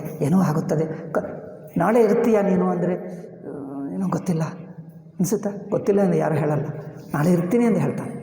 ಅಂದರೆ ಏನಾಗುತ್ತದೋ ಎಂಬುದು ಏನೋ ಅಜ್ಞಾತ ಇದೆ ನೋಡಿ, ಆ ಹೆದರಿಕೆಯೇ ಅಜ್ಞಾತ. ಅಂದರೆ ನಾಳೆ ದಿವಸ ಇಟ್ಕೊಂಡು ಆ ದಿವಸದಲ್ಲಿ ನಾನಿಲ್ಲ ಅಂದ್ಕೊಳ್ತಾನೆ, ಅದಕ್ಕೋಸ್ಕರ ಭಯ ಹುಟ್ಟುತ್ತದೆ. ನನ್ನ ಇರುವಿಕೆ ನಾಳೆ ದಿವಸ ಇಲ್ಲ, ಇವತ್ತು ಈ ಇರವೇ ಎಂದಿಗೂ ಇದೆ. ಭಯ ಬೇಕೆ? ಭಯ ಹೋಯಿತು. ಕಾಲ ಹೋಯ್ತಾ? ಭಯ ಹೋಯಿತು. ಇದನ್ನು ಮರಣ ಇಲ್ಲ, ಎಂದಿಗೂ ಇದ್ದೆ, ಇರುವು, ಸ್ವತಃ ಸಿದ್ಧ ಇರುವು. ಹಾಗೆ ಇದು ಸ್ವತಃ ಸಿದ್ಧವಾದ ತನ್ನನ್ನು ಇದು ನೋಡುವುದು ಬೇಕು. ಇದನ್ನು ನೋಡುವಕ್ಕೆ ಮನಸ್ಸು ಎಲ್ಲಿ ಅಡ್ಡಿ ಆಗ್ತಾ ಇದೆಯೋ ಆ ಅಡ್ಡಿ ಬಿಡಿಸುವುದೇ ವಿಚಾರ. ಆ ಮನಸ್ಸಿನ ದೃಷ್ಟಿ, ಇಂದ್ರಿಯ ದೃಷ್ಟಿ, ದೇಹ ದೃಷ್ಟಿ, ಇನ್ನೂ ನಾಮರೂಪ ದೃಷ್ಟಿ, ಸಂಬಂಧ ದೃಷ್ಟಿ, ಈ ಸಂಬಂಧ ದೃಷ್ಟಿ ಬಿಟ್ಟು ಆ ಸ್ವತಃ ಸಿದ್ಧ ಕಡೆಗೆ ದೃಷ್ಟಿ ತಿರುಗಿಸು. ಎಷ್ಟೆಷ್ಟು ಮನಸ್ಸು ಆ ಆತ್ಮ ಕಡೆ ಸ್ವತಃ ಸಿದ್ಧ ಕಡೆಗೆ ತಿರುಗುತ್ತದೋ, ತಿರುಗಿರುವ ಮನಸ್ಸು ಎಷ್ಟು ಅಂಶ ಆತ್ಮ ಕಡೆಗೆ ತಿರುಗುತ್ತದೋ ಅಷ್ಟು ಅಂಶ ಆತ್ಮನಲ್ಲೇ ಮುಳುಗಿ ಹೋಗ್ತದೆ, ಆತ್ಮನೇ ಆಗಿಬಿಡ್ತದೆ ಅಲ್ಲವೇ? ನೀವು ಅಲೆಯಾಕಾರವನ್ನು ನೋಡಿ, ನೀರನ್ನು ನೋಡಿ ಅಂದರೆ ಏನು ಮಾಡ್ತೀರಿ? ನೀರಿನ ಕಡೆಗೆ ದೃಷ್ಟಿ ಇಟ್ಟರೆ ಅಲೆ ನೀರಿನಲ್ಲೇ ಮುಳುಗಿ ಹೋಗ್ತದೆ, ನೀರಾಗಿ ಬಿಡ್ತದೆ. ಎಷ್ಟೆಷ್ಟು ನೀವು ನೀರಿನ ಕಡೆಗೆ ದೃಷ್ಟಿ ತಿರುಗಿಸ್ತೀರೋ ಅಷ್ಟಷ್ಟು ಅಲೆನೇ ಇರೋದಿಲ್ಲ. ಅಂದರೆ ಏನು? ನೀರೇ ಆಗಿಬಿಡ್ತದೆ, ನೀರಿಗಿಂತ ಬಿಡಿಯಾಗಿಲ್ಲ. ಹಾಗೆ ಇದು ಅಷ್ಟೇ. ಎಷ್ಟೆಷ್ಟು ತನ್ನ ಸಾಕ್ಷಿ ಕಡೆಗೆ ನೋಡ್ತಾನೋ ಅಷ್ಟಷ್ಟು ಈ ಮನಸ್ಸು, ಪ್ರಪಂಚ, ಇಂದ್ರಿಯ, ದೇಹ, ದೇಶ, ಕಾಲ ಇದೆಲ್ಲ ಅರಿವೇ ಆಗಿಬಿಡ್ತದೆ. ಎಷ್ಟೆಷ್ಟು ನೋಡ್ತಾನೋ ಅಷ್ಟೆಷ್ಟು ಅರಿವೇ ಆಗಿಬಿಡ್ತದೆ. ಇದು ವಿಚಾರ. ವಿಚಾರ ನನ್ನ ಮುಂದೆ ನಡೆಯುತ್ತಾ ಇದೋ ಅಲ್ಲವೋ ಅದು ನೋಡಿ. ಎಷ್ಟು ನೋಡ್ತಿರೋ ಅಷ್ಟು ಅಂಶ. ಇನ್ನೂ ನೋಡಿದರೆ ಅರಿವೇ ಆಗಿರುತ್ತದೆ. ಇದನ್ನು ಪ್ರಪಂಚ ಬಿಡಿಯಾಗಿಲ್ಲ. ನನ್ನ ಮುಖ ನನಗೆ ಹೇಗೆ ಕಂಡು ಬರಲ್ಲವೋ, ಇಂದ್ರಿಯ, ಮನಸ್ಸು, ದೇಹ, ಪ್ರಪಂಚ ಯಾವುದೂ ತನ್ನ ಅರಿವಿನ ದೃಷ್ಟಿಗೆ ಕಂಡು ಬರಲ್ಲ. ಏಕೆಂದರೆ ತನಗಿಂತ ಬೇರೆ ಇಲ್ಲ. ಅದೆಲ್ಲ ತಾನೇ ಆಗಿಬಿಡ್ತದೆ. ಅದೆಲ್ಲ ತಾನೇ ಆಗಿಬಿಟ್ಟರೆ ತನಗಿಂತ ಬೇರೆ ಇಲ್ಲ, ಅದು ಯಾವುದೂ ಕಂಡು ಬರಲ್ಲ. ತಾನು ಮಾತ್ರ ಇದ್ದಾನೆ. ತಾನಂದರೆ ಆ ಹೆಸರಿಗೆ ಸಿಗದಂಥ, ಯಾವ ಹೆಸರು ಇಡಕ್ಕಾಗಲ್ಲ. ಸುಮ್ಮನೆ ತಾನು ಎಂದು ಹೆಸರಿಟ್ಟಿದ್ದೇವೆ. ಯಾವ ಹೆಸರಿಗೂ ಸಿಗದೇ ಇರುವಂಥ ಆ ಅನಂತ ಅಖಂಡ ಸ್ವತಃ ಸಿದ್ಧವು ತಾನೇ ಇದೆ. ಅಷ್ಟೇ. ಆಯಿತಾ? ನಮ್ಮ ಟೈಮ್ ಆಯಿತು. ಅದಕ್ಕೋಸ್ಕರ ಅವರು ಸಿಗ್ನಲ್ ಶುರು ಮಾಡಿಬಿಟ್ರು ಅವರ ಕೆಲಸ. ಆದ್ದರಿಂದ ಇದು ಅಂತಃಕರಣ ಶುದ್ಧಿ ಏಕೆ, ಸಾತ್ವಿಕತೆ ಏಕೆ, ಏನು ಮಾಡಬೇಕು ಸಾಧನ ಅಂದರೆ ಇದನ್ನೇ ನೋಡ್ಕೊ. ಎಷ್ಟೆಷ್ಟು ನಿಮ್ಮ ಮನಸ್ಸು ವಿಚಾರಕ್ಕೆ ಯೋಗ್ಯವಾಗ್ತದೋ ಅದಿಟ್ಕೊ. ಮನಸ್ಸನ್ನು ತತ್ವ ವಿಚಾರಕ್ಕೆ ಯೋಗ್ಯವಿಟ್ಕೊಳ್ಳುವುದೇ ಸಾಧನ. ಅದೇ ಅಂತಃಕರಣ ಶುದ್ಧಿ. ಅದಕ್ಕೆ ಯಾವುದು ಅಡ್ಡಿ ಮಾಡ್ತದೋ ಅದು ಬಿಡು. ಏನೇ ಆಗಲಿ ಬಿಟ್ಟುಬಿಡು. ಅದು ಬೇಡ, ಅಷ್ಟೇ. ಅದೊಂದೇ ಸಾಕು. ಈಗ ಬೇರೆ ಏನಿಲ್ಲ, ಅದೊಂದೇ ಸಾಕು ಸಾಧನ. ಈಗ ಶ್ರವಣ ಮಾಡಿದಾಗ, ಮನನ ಮಾಡಿದ್ದಾಗ ಆ ದೃಷ್ಟಿಯೆಲ್ಲ ಬಿಡುತ್ತದೆ, ಅರಿವಿನ ಕಡೆಗೆ ತಿರುಗುತ್ತದೆ. ಎಷ್ಟು ಮನಸ್ಸು, ಜನರು ತಿಳ್ಕೊಳ್ತಾರೆ ಮನಸ್ಸಿನಿಂದ ಅರಿವಿನ ಕಡೆಗೆ ತಿರುಗಿ ಆ ಅರಿವನ್ನು ಮನಸ್ಸು ತಿಳ್ಕೊಳ್ತದೆ. ಏನಪ್ಪ, ಅಲೆ ನೀರನ್ನು ತಿಳ್ಕೊಳ್ತದೆ, ಅರೆ ನೀರನ್ನು ತಿಳ್ಕೊಳ್ತದೆ. ನದಿ ಹೋಗಿ ಸಮುದ್ರವನ್ನು ತಿಳ್ಕೊಳ್ತದೆ. ನದಿ ಹೋಗಿ ಸಮುದ್ರವನ್ನು ಹೇಗೆ ತಿಳ್ಕೊಳ್ತದೆ? ನದಿ ಹೋಗಿ ಸಮುದ್ರವನ್ನು ತಿಳ್ಕೊಳ್ಬೇಕಂದ್ರೆ ಸಮುದ್ರವೇ ಆಗಿಬಿಡ್ತದೆ. ಮನಸ್ಸು ಪ್ರಪಂಚ ಕಡೆಯಿಂದ ದೃಷ್ಟಿ ಬಿಟ್ಟು ಆತ್ಮ ಕಡೆಗೆ ತಿರುಗುವುದಂದರೆ ಆತ್ಮನಲ್ಲೇ ಒಟ್ಟಾಗುವುದು. ಇನ್ನೂ ತಿರುಗಿ ಪೂರ್ತಿ ಆಯಿತಂದರೆ ಆತ್ಮನೇ ಆಗಿಬಿಡ್ತದೆ. ಈಗ ಬೇರೆ ಎರಡನೇದಿಲ್ಲ, ಅಷ್ಟೇ. ಹಾಗೆ ತಿರುಗುವುದೇ ವಿಚಾರ. ಇಷ್ಟೆಲ್ಲ ಕೇಳಿ ಅವಸ್ಥಾತ್ರಯ, ಅದು ಜಾಗ್ರತೆ, ಸ್ವಪ್ನ, ಕಾರ್ಯಕಾರಣ ಎಷ್ಟೇ ಕೇಳಲಿ, ಇದೆಲ್ಲಕ್ಕೆ ಅರ್ಥ ಮನಸ್ಸು ಹೊರಗಡೆ ನೋಡಿದರೆ ಪ್ರಪಂಚ, ಆ ಹೊರಗಡೆನಿಂದ ಇಲ್ಲಿ ತಿರುಗಿಸು. ಪ್ರಪಂಚ ಜೊತೆಗೆ ಮನಸ್ಸು ತಿರುಗಿ ತನ್ನಲ್ಲೇ ಹೋಗ್ತದೆ, ತಾನು ಮಾತ್ರ ಉಳಿದಿದ್ದ. ಅಷ್ಟೇ ಮಾಡೋದೇ ವೇದಾಂತ. ನೀ ಎಷ್ಟೇ ಕೇಳು, ಎಷ್ಟು ವರ್ಷನೇ ಕೇಳು, ಇದೊಂದೇ ಮಾಡಿದರೆ ಎಲ್ಲ ಅದರಲ್ಲೇ ಬಂದುಬಿಡ್ತದೆ. ಆಯಿತಾ? ಓಂ ಶಾಂತಿ ಶಾಂತಿ ಶಾಂತಿ. ಹರಿ ಓಂ ಶ್ರೀ ಗುರುಭ್ಯೋ ನಮಃ. ಹರಿ ಓಂ.